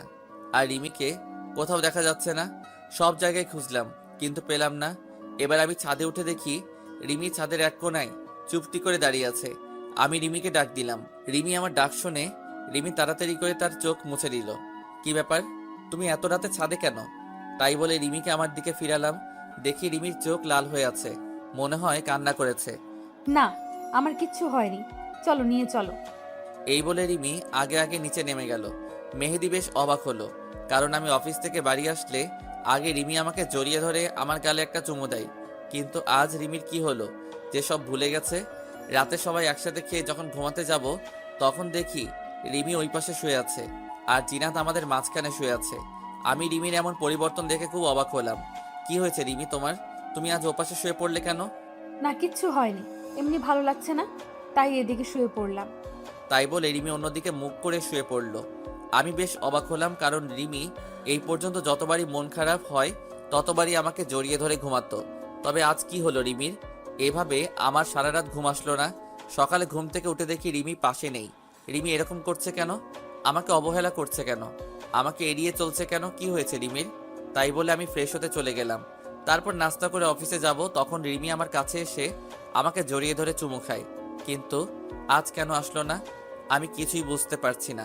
আমি রিমিকে ডাক দিলাম, কিন্তু কোনো সারা শব্দ নেই। তাই আমি কিচেনে গেলাম। গিয়ে দেখি রিমি রান্না করছে। কি হলো, তুমি শুনতে পারছো না? তুমি কখন থেকে ডাকছি, শুনতে পারছো না? দেখছো না কাজ করছি, তাও আবার এত টাকার কি হলো? আমার বুকের মধ্যে কেমন একটা ব্যথা হয়ে উঠলো রিমির এমনভাবে কথা শুনে। রিমি আমার সাথে এমনভাবে কথা বলছে কেন, বুঝতে পারছি না। তারপর নাস্তা না করে অফিসে চলে আসলাম। আমার কোনো কাজে মন বসছে না। রিমির মাঝে কেন এমন পরিবর্তন হলো, খুব খারাপ লাগছে আমার। তখন দেখি তনিমা আসলো আমার ডেস্কে। কি ব্যাপার মেহেদি সাহেব, এমন মন খারাপ কেন? মুখটা মলিন করে বসে আছেন। না, কিছু হয়নি, এমনি বসে আছি। কিছু বলবেন? না কিছু না, আপনি মুখ কালো করে বসে আছেন, তাই জিজ্ঞেস করলাম। আপনার যেহেতু মন খারাপ, তাই চলেন বিকালে নদীর পাড় থেকে ঘুরে আসি, মনটা ভালো হয়ে যাবে। আসলে অনেকদিন কোথাও ঘুরতে যাওয়া হয় না। ওকে, তাহলে অফিস শেষে নদীর পাড়ে ঘুরতে যাবানি। তাই বলে তনিমা চলে গেল আর আমি আমার কাজে মন দিলাম। আমি দুপুরে লাঞ্চের জন্য অপেক্ষা করছি, কিন্তু রিমি এখন আমাকে ফোন কেন করলো না? আগে যতক্ষণ না আমি লাঞ্চ করব ততক্ষণ রিমি ফোন দিয়েই যাবে। কিন্তু আজ কি হলো রিমির? রিমির এমন পরিবর্তন আমি মেনে নিতে পারছি না। আমি আর দুপুরে লাঞ্চ করলাম না। বিকালে অফিস শেষ করে ডেস্কে বসে আছি, তখন তনিমা আসলো। আর আমি তনিমার সাথে একটা রিকশায় করে নদীর পাড়ে এলাম। আমি আর তনিমা পাশাপাশি হাঁটছি। তখন তনিমা পা পিছলিয়ে পড়ে যাচ্ছিল। আমি কোনোভাবে তাকে ধরে ফেলে আর রিমিও আমার গলা জড়িয়ে ধরে রাখে। তারপর তনিমাকে সরিয়ে আরও কিছুক্ষণ ঘরে যে যার বাড়ি চলে আসলাম। আমি আমার বাড়ির সামনে দাঁড়িয়ে কলিং বেল বাজালাম, কিন্তু এত দেরি তো কোনোদিন হয় না। কিছুক্ষণ পর আম্মু এসে দরজা খুলে দিল। আমি আবার কালকের মতো অবাক হলাম। আমি আম্মুর সাথে কথা বলে উপরে চলে আসলাম। এসে দেখি আমাদের মেয়ে জিনাত নিচে ঘুমিয়ে আছে, আর রিমি বিছানায় এক কোণায় বসে বসে মাথা নিচু করে কান্না করছে। আমি তাড়াতাড়ি করে জিনাতকে বিছানায় শুইয়ে দিলাম। তারপর রিমির কাছে গেলাম। রিমি, তুমি কাঁদছো কেন? আর জিনাত নিচে শুয়ে আছে কেন? জিনাতের তো ঠান্ডা লাগবে। আর কি হয়েছে তোমার? তুমি এভাবে কান্না করছো কেন? আর তোমার মধ্যে এত পরিবর্তন কিভাবে আসলো? তুমি আজ লাঞ্চের সময় আমাকে ফোন করনি কেন? আর দরজা মা খুলে দেয় কেন? কি হয়েছে তোমার, বলবে তো আমায়? পরিবর্তন আমার না, তোর হয়েছে। আমাকে এখন ভালো লাগে না বললেই হতো। কেন আমার জীবন নিয়ে খেলা করছিস? কি দোষ করেছি আমি যে আমার সাথে তুই এমন করবি? তোকে তো আমি নিজের জীবনের চাইতেও বেশি ভালোবাসি। তাহলে কেন তুই অন্য মেয়ের সাথে লুতুপুতু করিস? তোর কাছে তো শুধু আমি কিচ্ছু চাইনি, শুধু একটু ভালোবাসা চেয়েছি। আর তুই কি না নিজের ঘরের বউ রেখে অন্য মেয়ের সাথে লুতুপুতু করিস? তুই এরকম লুচ্চা ছেলে আমি আগে জানলে কোনো দিন তোকে বিয়ে করতাম না। আমি এবার রিমিকে জোরে একটা চড় মারলাম, কারণ রিমি যা বলছে আমি সব সহ্য করতে পারবো না। কিন্তু লুচ্চা বলেছে তাই আর নিজের রাগটাকে কন্ট্রোল করতে পারিনি, তাই একটা চড় মারছি। দেখো রিমি, একদম আবল তাবল কথা বলবে না। আর তুমি কি বললে আমি অন্য মেয়ের সাথে লুতুপুতু করছি, তাই না? তুমি ভাবলে কিভাবে আমি অন্য মেয়ের সাথে লুচ্চামি করছি? অন্তত তোমার মুখ থেকে আমি এ কথা আশা করিনি। তোমার কোথাও ভুল হচ্ছে রিমি, আমি তোমাকে ছাড়া কোনো মেয়েকে ভাবতে পারি না। আর তুমি বলছো আমাকে আর ভালো না লাগলে ছেড়ে দাও। আমি একদম আবল তাবল কথা বলছি না, আমি যা বলছি সব সত্যি কথা। এখন উচিত কথা বলছি তো তাই গায়ে লাগছে, তাই না? যদি আমাকে আর ভালো না লাগে তাহলে আমাকে ডিভোর্স দিয়ে সেই মেয়েকে বিয়ে করে নাও। তাহলে তোমাদের মাঝে আর আমি বাধা হয়ে দাঁড়াবো না। আমি আমার মেয়ে নিয়ে চলে যাব তোমাদের জীবন থেকে, তাহলে কেউ বাধা দেবে না। তাই বলে রিমি বিছানায় অন্যদিকে মুখ করে শুয়ে পড়ল। আর আমি রিমির কথা শুনে যেন আমার মাথায় আকাশ ভেঙে পড়ল। আমার মাথা কোনো কাজ করছে না, চোখ দিয়ে অনবরত পানি বের হয়ে যাচ্ছে। তারপর আমি ছাদে চলে আসলাম। আজ আমার কষ্টটা সবচেয়ে বেশি। মনে হচ্ছে পৃথিবীর সব কষ্ট আমার মধ্যে বিরাজ করছে। খুব কষ্ট হচ্ছে রিমির কথা শুনে। রিমি আমাকে সন্দেহ করলো, রিমি আমাকে লুচ্চা ছেলে বলল। আমি কোনোদিন স্বপ্নেও ভাবতে পারিনি যে রিমি আমাকে এমন বলবে। তারপর আমি নিচে গিয়ে দোকান থেকে এক প্যাকেট সিগারেট কিনে নিয়ে আসলাম। আজ অনেক দিন পর সিগারেট খাচ্ছি। যদি মনে কষ্টগুলো যদি এইভাবে ধোয়ার সাথে বের করতে পারতাম, তাহলে পৃথিবীতে আর কারো কষ্ট হতো না। রিমিকে আমি অনেক ভালোবাসি। রিমি আমাকে সন্দেহ করলো। আমার ভাবতে কষ্ট হচ্ছে যে রিমি আমার সাথে এমন ব্যবহার করলো। তারপর সব সিগারেট শেষ করে রাত 2টার দিকে রুমে আসলাম। দেখি আমার পরিটা ঘুমিয়ে আছে। আমি আস্তে আস্তে করে জিনার কপালে একটা চুমু খেলাম, আর রিমির কপালে চুমু খেয়ে আমি নিজের জায়গায় শুয়ে পড়লাম। সকালে ঘুম থেকে উঠে দেখি সকাল 10টা বাজে, আর রিমি, জিনাত কেউ নেই পাশে। আজ রিমি আমাকে ডাকলো না অফিস যাওয়ার জন্য। কিছুক্ষণ বিছানায় বসে রিমির কথা ভাবছিলাম। তারপর ফ্রেশ হয়ে নিচে গিয়ে দেখি জিনাত তার দাদির সাথে খেলা করছে, আর রিমি রান্নাঘরে রান্না করছে। আমি নিচে আসতেই মা বলল, মেহেদি, আজ অফিস যাসনি বাবা? না মা, আজ শরীরটা ভালো লাগছে না, তাই আজ যাইনি। তারপর কিচেনে চলে গেলাম। গিয়ে দেখি রিমি দাঁড়িয়ে আছে। আমি পিছন থেকে রিমিকে জড়িয়ে ধরলাম, কিন্তু রিমি আমাকে এক ঝটকে সরিয়ে দিল। তারপর রিমি আমাকে 1 কাপ চা দিয়ে কিচেন থেকে বেরিয়ে পড়ল। রিমির এমন আচরণে অনেক কষ্ট পেলাম, আর বুকের মধ্যে চিনচিন ব্যথা অনুভব করলাম। আমি চা না খেয়ে রুমে চলে আসলাম। রুমে এসে দেখি রিমি বিছানা গোছাচ্ছে। রিমি, সরি কালকে তোমার গায়ে হাত উঠানোর জন্য। আসলে কাল মাথাটা রিমি আমাকে কিছু বলতে না দিয়ে মুখে একরাশ বিরক্তি ভাব নিয়ে এসে রুম থেকে হনহন করে চলে গেল। রিমি সকাল থেকে আমার সাথে একবারও কথা বলেনি, তাই আমিও রাগ করে বাইরে চলে আসলাম। সারাদিন বাইরে কাটিয়ে দিয়ে রাত 11টার সময় বাড়ি আসলাম, কিন্তু রিমি আমাকে একবারও ফোন করলো না। কোথায় আছি, কিছু খেয়েছি কিনা। মনে হচ্ছে সবকিছু ছেড়ে আমি কোথাও চলে যাই, যেখানে কোনো প্যারা নেই। রাতে বাড়ি এসে দেখি রিমি আর আমার ছোট পরিটা শুয়ে আছে। রিমি আমাকে দেখে অন্য দিকে শুয়ে পড়ল, আর আমি জিনাতকে একটু কোলে চুমু খেয়ে জিনাতকে শুয়ে দিলাম। রিমি, আমার ক্ষুধা লাগছে, আমার খাবার কই? রিমি কোনো কথা বলছে না, চুপচাপ শুয়ে আছে। তাই আমি আর কিছু না বলে শুয়ে পড়লাম। শুয়ে শুয়ে ভাবছি কি দোষ করেছি যে রিমি আমাকে এত বড় সাজা দিচ্ছে। রিমির অবহেলা আমার সহ্য হচ্ছে না। আপনজনের অবহেলাগুলো অনেক কষ্টদায়ক হয়, যা সহ্য করার মতো মন আমাদের দেয়নি। সকালে উঠে ফ্রেশ হয়ে নাস্তা না করে অফিসে চলে আসলাম। অফিসের কাজে কোনো রকম মন বসছে না, তাই আনমনে বসে রইছি। অফিস শেষে রিক্সার জন্য বাইরে দাঁড়িয়ে আছি, তখন তনিমা রিক্সা নিয়ে আসলো। এসে বলল, মেহেদি সাহেব, আমার সাথে এক জায়গায় একটু যেতে পারবেন? খুবই দরকারি কাজ, প্লিজ চলেন। আপনি গেলে খুবই ভালো হয়। আমি যাব না। আমাকে জোর করে নিয়ে গেল। হঠাৎ করে রিক্সা থেমে গেল। আমি তাকিয়ে দেখি একটা হোটেলের নিচে দাঁড়িয়ে আছি। তারপর তনিমা আমার হাত ধরে টানতে টানতে নিয়ে গেল আর বলল, আমার এক কাজিনের সাথে দেখা করতে এসেছি, কিন্তু দেখা হয়নি, তাই আমরা আবার বেরিয়ে আসলাম। তারপর তনিমা আমাকে জোর করে ডিনার করালো। আমি আর কিছু বললাম না। তারপর ডিনার করে বাড়ি এসে কলিং বেল বাজালাম, আর দেখলাম বাবা দরজা খুললো। বাবা, কেমন আছো তুমি? আর কখন আসলে তুমি? বাবা চাকরির কারণে বাইরে থাকে। বাবা কোনো কথা না বলে আমার গালে সজোরে 2টা চড় মারলো। তুই এইরকম আমি কোনোদিন ভাবতেই পারিনি। তোকে ছেলে হিসেবে পরিচয় দিতে আমার ঘৃণা হচ্ছে। তারপর বাবা চলে গেল। আমি মায়ের কাছে গেলাম, কিন্তু মা কোনো কথা না বলে আমার সামনে থেকে চলে গেল। আমি কিছুই বুঝতে পারছি না। তারপর আমি রুমে গিয়ে দেখি রিমি তার সব জামা কাপড় ব্যাগে গুছাচ্ছে, সাথে জিনাতের কাপড়গুলো। কি হলো রিমি, তুমি ব্যাগ গুছাচ্ছ কেন? কোথায় যাবে তুমি? আর কি হয়েছে, তুমি কান্না করছো কেন? কি হয়েছে শুনতে চাও? তুমি সব কিছু জেনেও নাটক করছো। তুমি আমার সাথে নাটক করেছো, তুমি আমাকে ধোকা দিয়েছো। তোমার মতো একটা ধোকাবাজ ছেলের সাথে আমি আর থাকতে চাই না। আমি আজই চলে যাচ্ছি। তুমি আমাকে একবার বলতে পারতে আমাকে তোমার পছন্দ না। আমি হাসি মুখে চলে যেতাম তোমার জীবন থেকে। শুধু এত নাটক করার কোনো দরকার ছিল না। তুমি তাকে নিয়ে একসাথে রিকশায় উঠেছো, নদীর পাড়ে ঘুরতে গেছো, তাকে জড়িয়ে ধরেছো, তার সাথে হোটেলে গিয়েছো। ছি ছি ছি ছি ছি মেহেদি, অন্তত তোমার দ্বারা আমি এসব কাজ আশা করিনি। কি বলছো সব? আমি কেন অন্য মেয়ের সাথে হোটেলে যাব, নদীর পাড়ে যাব, আর কাকে জড়িয়ে ধরেছি? আমি তো কিছুই বুঝতে পারছি না। আমি জানি তুমি এরকম কথা বলবে। তুমি এখনো আমার সাথে নাটক করছো। তাহলে এগুলো কি বলো? এগুলো সব কি নাটক? তাই বলে রিমি আমার সামনে কিছু ছবি ছুড়ে দিল। আমি ছবিগুলো দেখে নিজের চোখকে বিশ্বাস করতে পারছি না। আমার চোখ কপালে উঠে গেছে, আমার মাথা কাজ করা বন্ধ করে দিয়েছে। রিমি যেই ছবিগুলো আমার সামনে রাখলো সেগুলো সব আমার আর তনিমার পিক ছিল। আমি আর তনিমা একসাথে রিকশায় বসে আসি। তারপর আমি তনিমাকে জড়িয়ে ধরে আসি। আমি আর তনিমা একটা হোটেলে একটা রুমে উলঙ্গ অবস্থায় দাঁড়িয়ে আসি। আমার মাথা কেমন চক্কর দিয়ে উঠলো। আমি তনিমার সাথে ঘুরে বেরিয়েছি।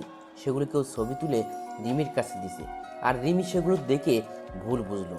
আর হোটেলের পিকটা এটা এডিট করা। কারণ আপনারা তো জানেন রিমি, তুমি এগুলো দেখে তুমি আমাকে সন্দেহ করছো। তনিমা আমার অফিসের কলিগ, তার সাথে একটু ঘুরতে গিয়েছিলাম। আর এই ছবিটা সম্পূর্ণভাবে এডিট করা, কারণ আমি আর তনিমা তার এক কাজিনের সাথে দেখা করতে গেছিলাম। আর কেউ চুপি চুপি ছবি তুলে এডিট করেছে। তুমি বিশ্বাস করো রিমি, তনিমা আমার কলিগ আর ফ্রেন্ড, তার বিষয় আর কিছুই না। কেউ প্ল্যান করে আমাদের সংসারটা নষ্ট করতে চেয়েছে। এত কিছু হওয়ার পরও তুমি আমাকে বিশ্বাস করতে বলছো? রিকশায় চড়া, জড়িয়ে ধরা, তাহলে সব এডিট করা বলো? রিমি, তুমি বিশ্বাস করো, আমার আর তনিমার মধ্যে সেরকম কিছুই নাই। তুমি বোঝার চেষ্টা করো রিমি, আমি শুধু তোমাকেই ভালোবাসি। তোমার জায়গায় আমি অন্য কাউকে জায়গা দেব তুমি ভাবলে কিভাবে? আমি অত কিছু শুনতে চাই না। আমি তোমার কাছে আর থাকবো না। তুমি একটা বিশ্বাসঘাতক। তোমাকে বিয়ে করে, তোমাকে বিশ্বাস করে ভুল করেছি আমি। তোমাকে আমি কি দেইনি? তোমাকে নিজের জীবনের চাইতেও আমি বেশি ভালোবাসতাম।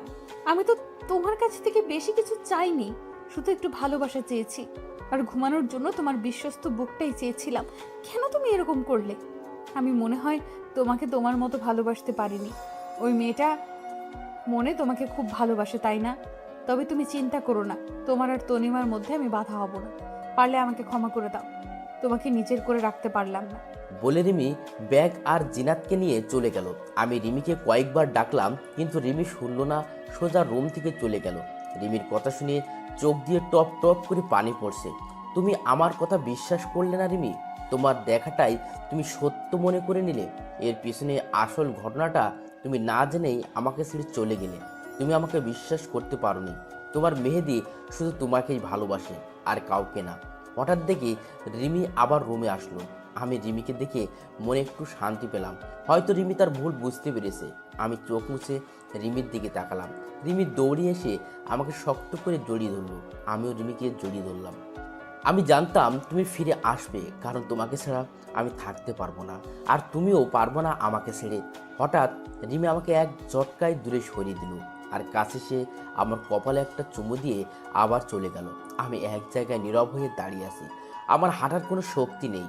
আমি বিছানার উপর বসে পড়লাম, আর কান্না যেন থামছে না, অনবরত চোখ দিয়ে পানি বের হয়ে যাচ্ছে। তারপর রুমে মা আসলো।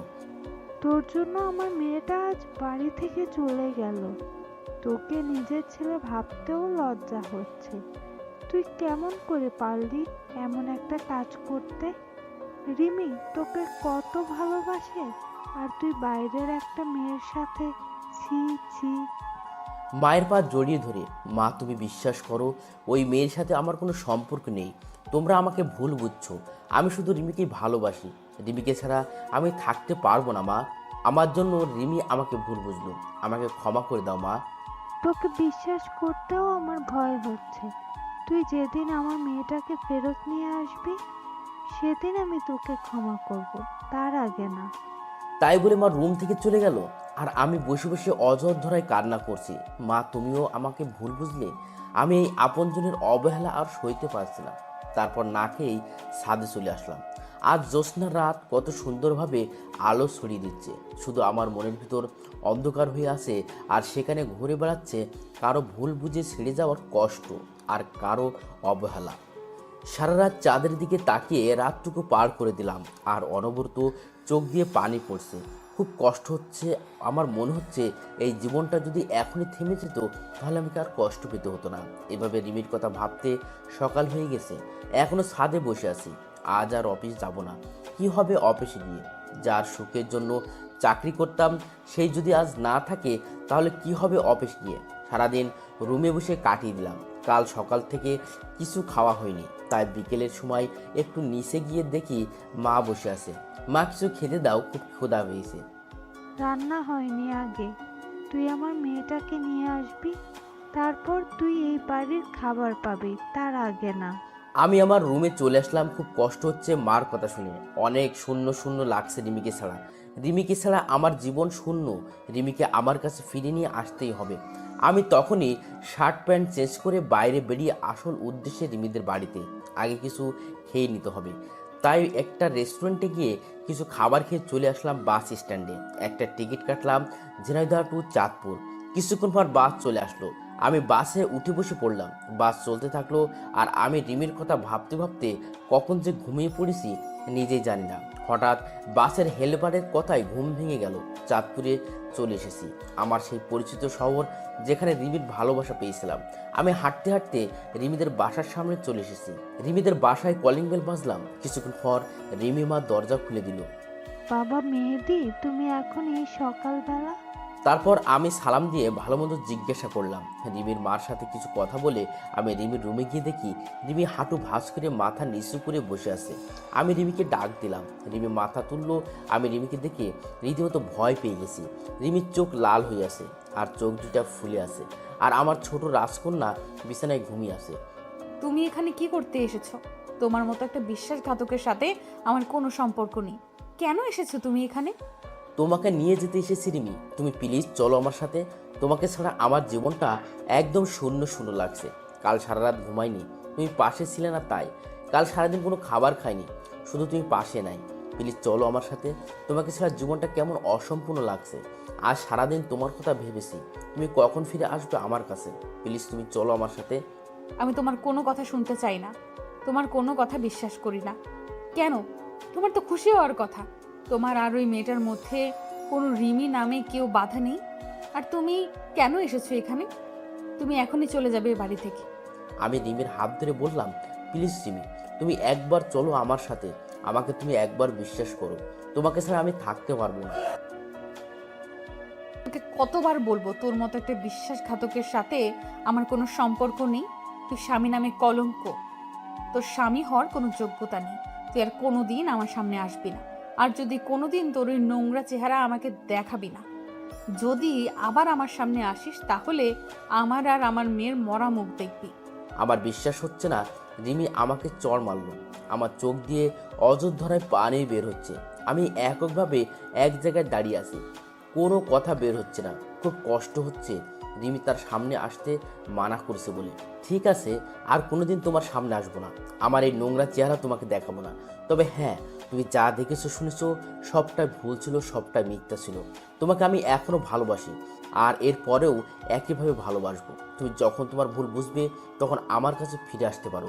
যদি বেঁচে থাকি তাহলে অবশ্যই তোমাকে কাছে টেনে নেব, অপমান করে ফিরিয়ে দেব না। তাই বলে আমি আমার ছোট পরিটার দিকে এগিয়ে গেলাম একটু কপালে চুমু দেব বলে।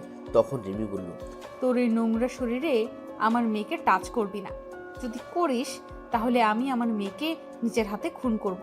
আমি রিমির কথা শুনে সাথে সাথে দাঁড়িয়ে পড়লাম, আর আমার মেয়েটাকে দেখে রুম থেকে বেরিয়ে পড়লাম। রিমির কথা শুনে প্রচণ্ড কষ্ট হচ্ছে। মনে হচ্ছে কোনো বড় পাথর আমার বুকের ওপরে রেখে দিয়েছে। রিমিদের বাড়ি থেকে বেরিয়ে আনমনে রাস্তা দিয়ে হাঁটছে, আর চোখ দিয়ে টপ টপ করে পানি পড়ছে। আমি আবার বাস স্টেশনে চলে আসলাম। আর একটা টিকিট কেটে ঝিনাইদার উদ্দেশ্যে চলে আসলাম। বাড়িতে তো খুব কষ্ট হচ্ছে, কারণ রিমির সব স্মৃতি রয়েছে এ বাড়িতে। আর মাকে কি জবাব দিব যে তার বৌমাকে ফিরিয়ে নিয়ে আনতে পারেনি।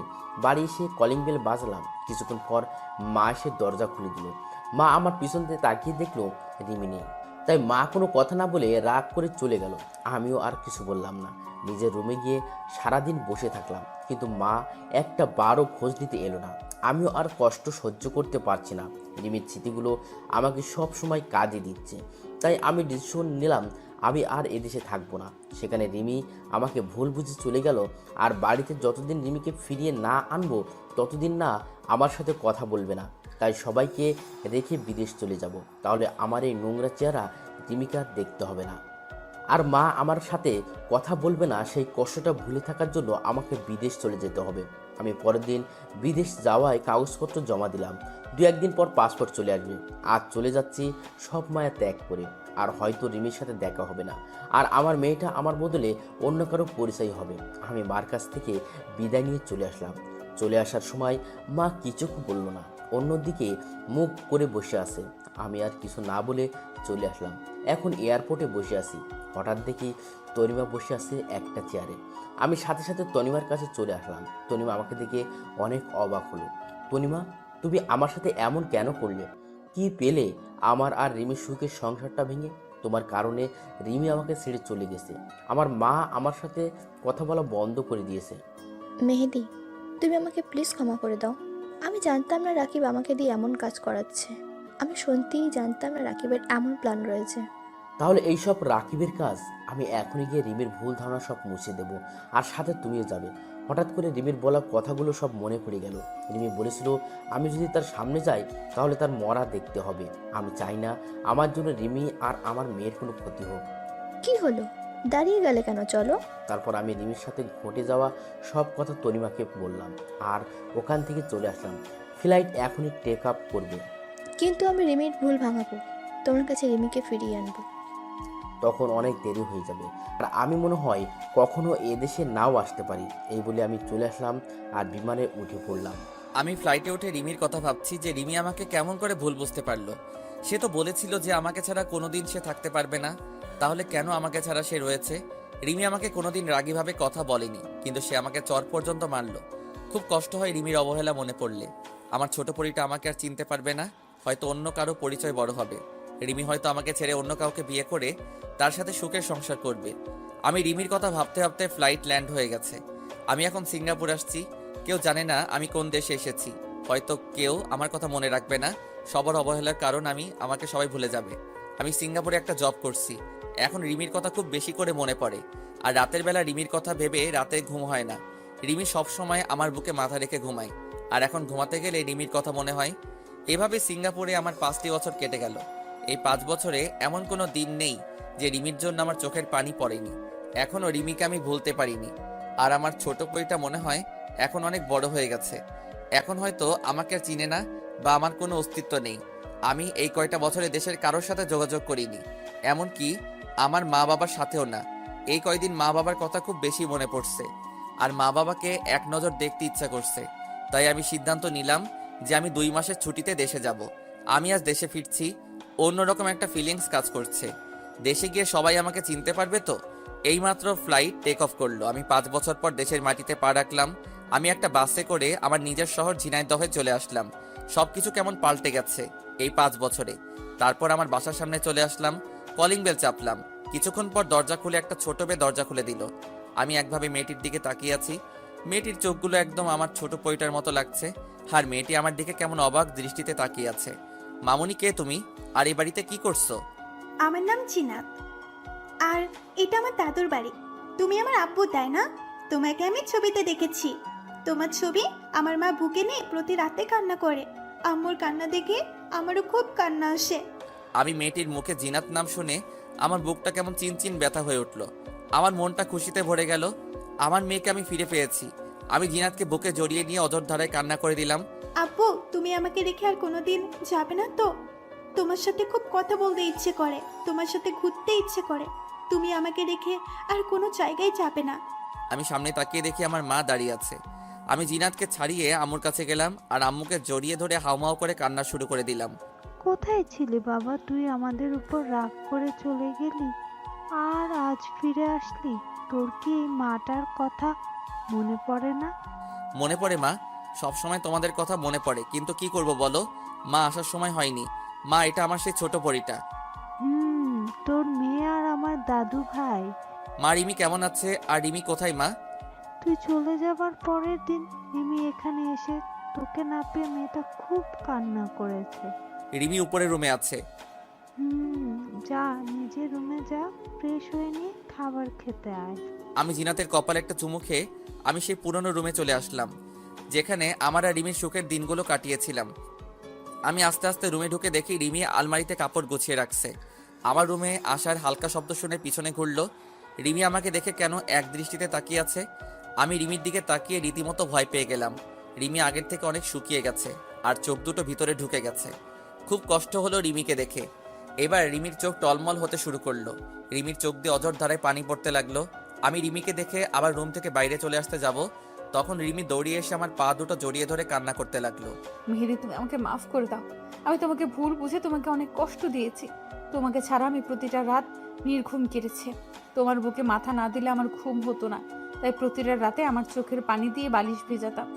আমি রিমিকে তুলে বললাম, তুমি তো বলেছিলে কোনোদিন যেন তোমার সামনে না আসি। আমি তো একটা বিশ্বাসঘাতক, আমার চেহারাটা নোংরা, আর তুমি আমার মতো একটা নোংরা ছেলের পা ধরেছো। আমি তো নোংরা, আমার পা ধরলে তোমার শরীরও নোংরা হয়ে যাবে, তাই আমাকে ছেড়ে দাও। রিমি এবার কোনো কথা বলছে না, চুপ করে মাথা নিচু করে দাঁড়িয়ে আছে আর চোখ দিয়ে টপ টপ করে পানি পড়তে থাকলো। আমি ব্যাগটা রেখে ফ্রেশ হতে চলে গেলাম। আমি ফ্রেশ হয়ে এসে দেখি রিমি সেই একই জায়গায় মাথা নিচু করে দাঁড়িয়ে আছে। আমি কোনো কথা না বলে নিচে চলে আসলাম খাবার খেতে। আমি, মা আর জিনাত খেতে বসলাম। জিনাতকে আমার পাশে বসিয়ে দিলাম। আমি খাচ্ছি আর জিনাতকে খাইয়ে দিচ্ছি। রিমি আসলো আর আমি খাবার টেবিল থেকে উঠে পড়লাম। তারপর আমি রুমে এসে শুয়ে আছি। তখন জিনাত আসলো। জিনাত আমার পাশে শুয়ে পড়লো আমাকে জড়িয়ে ধরে। কিছুক্ষণ পর রিমি এসে আমার পাশে শুতে গেল আর তখনই আমি সরে গিয়ে জিনাতকে মাঝখানে রাখলাম। রিমি আমার দিকে কেমন মলিন দৃষ্টিতে তাকিয়ে রইল। মনে হচ্ছে এখনই চোখ দিয়ে টপ টপ করে পানি পড়বে। তারপর আমরা ঘুমিয়ে পড়লাম। সকালে উঠে দেখি রিমি বিছানায় নেই। আমি ফ্রেশ হয়ে নাস্তা করে বাইরে ঘুরতে বের হলাম, উদ্দেশ্য রাজুর বাড়ি। আমি রাজুর বাসায় গিয়ে রাজুর সাথে দেখা করলাম। রাজু আবার বিয়ে করেছে। আমরা সারাদিন আড্ডা দিয়ে বাড়ি চলে আসলাম। আমি বাড়ি আসার সাথে সাথে আমার ছোট পরিটা আমাকে জড়িয়ে ধরলো। আমি রিমির সাথে একটা কথাও বলিনি। অবশ্য কয়েকবার রিমি আমার সাথে কথা বলার চেষ্টা করেছে, আমি এড়িয়ে গেছি। রাতে ঘুমানোর আগে একটু ছাদে আসলাম। কিছুক্ষণ পর রিমি আসলো আর আমাকে পিছন থেকে জড়িয়ে ধরলো। আমি ছাড়িয়ে নেওয়ার সাথেই আবার সামনে থেকে জড়িয়ে ধরলো। প্লিজ, তুমি আমাকে মাফ করে দাও। তোমাকে ছাড়া আমার খুব কষ্ট হয়। কাল তুমি যখন আমার পাশে না ঘুমিয়ে অন্য পাশে ঘুমালে, তখন মনে হলো আমার জীবনটা কেউ ছিনিয়ে নিয়েছে। প্লিজ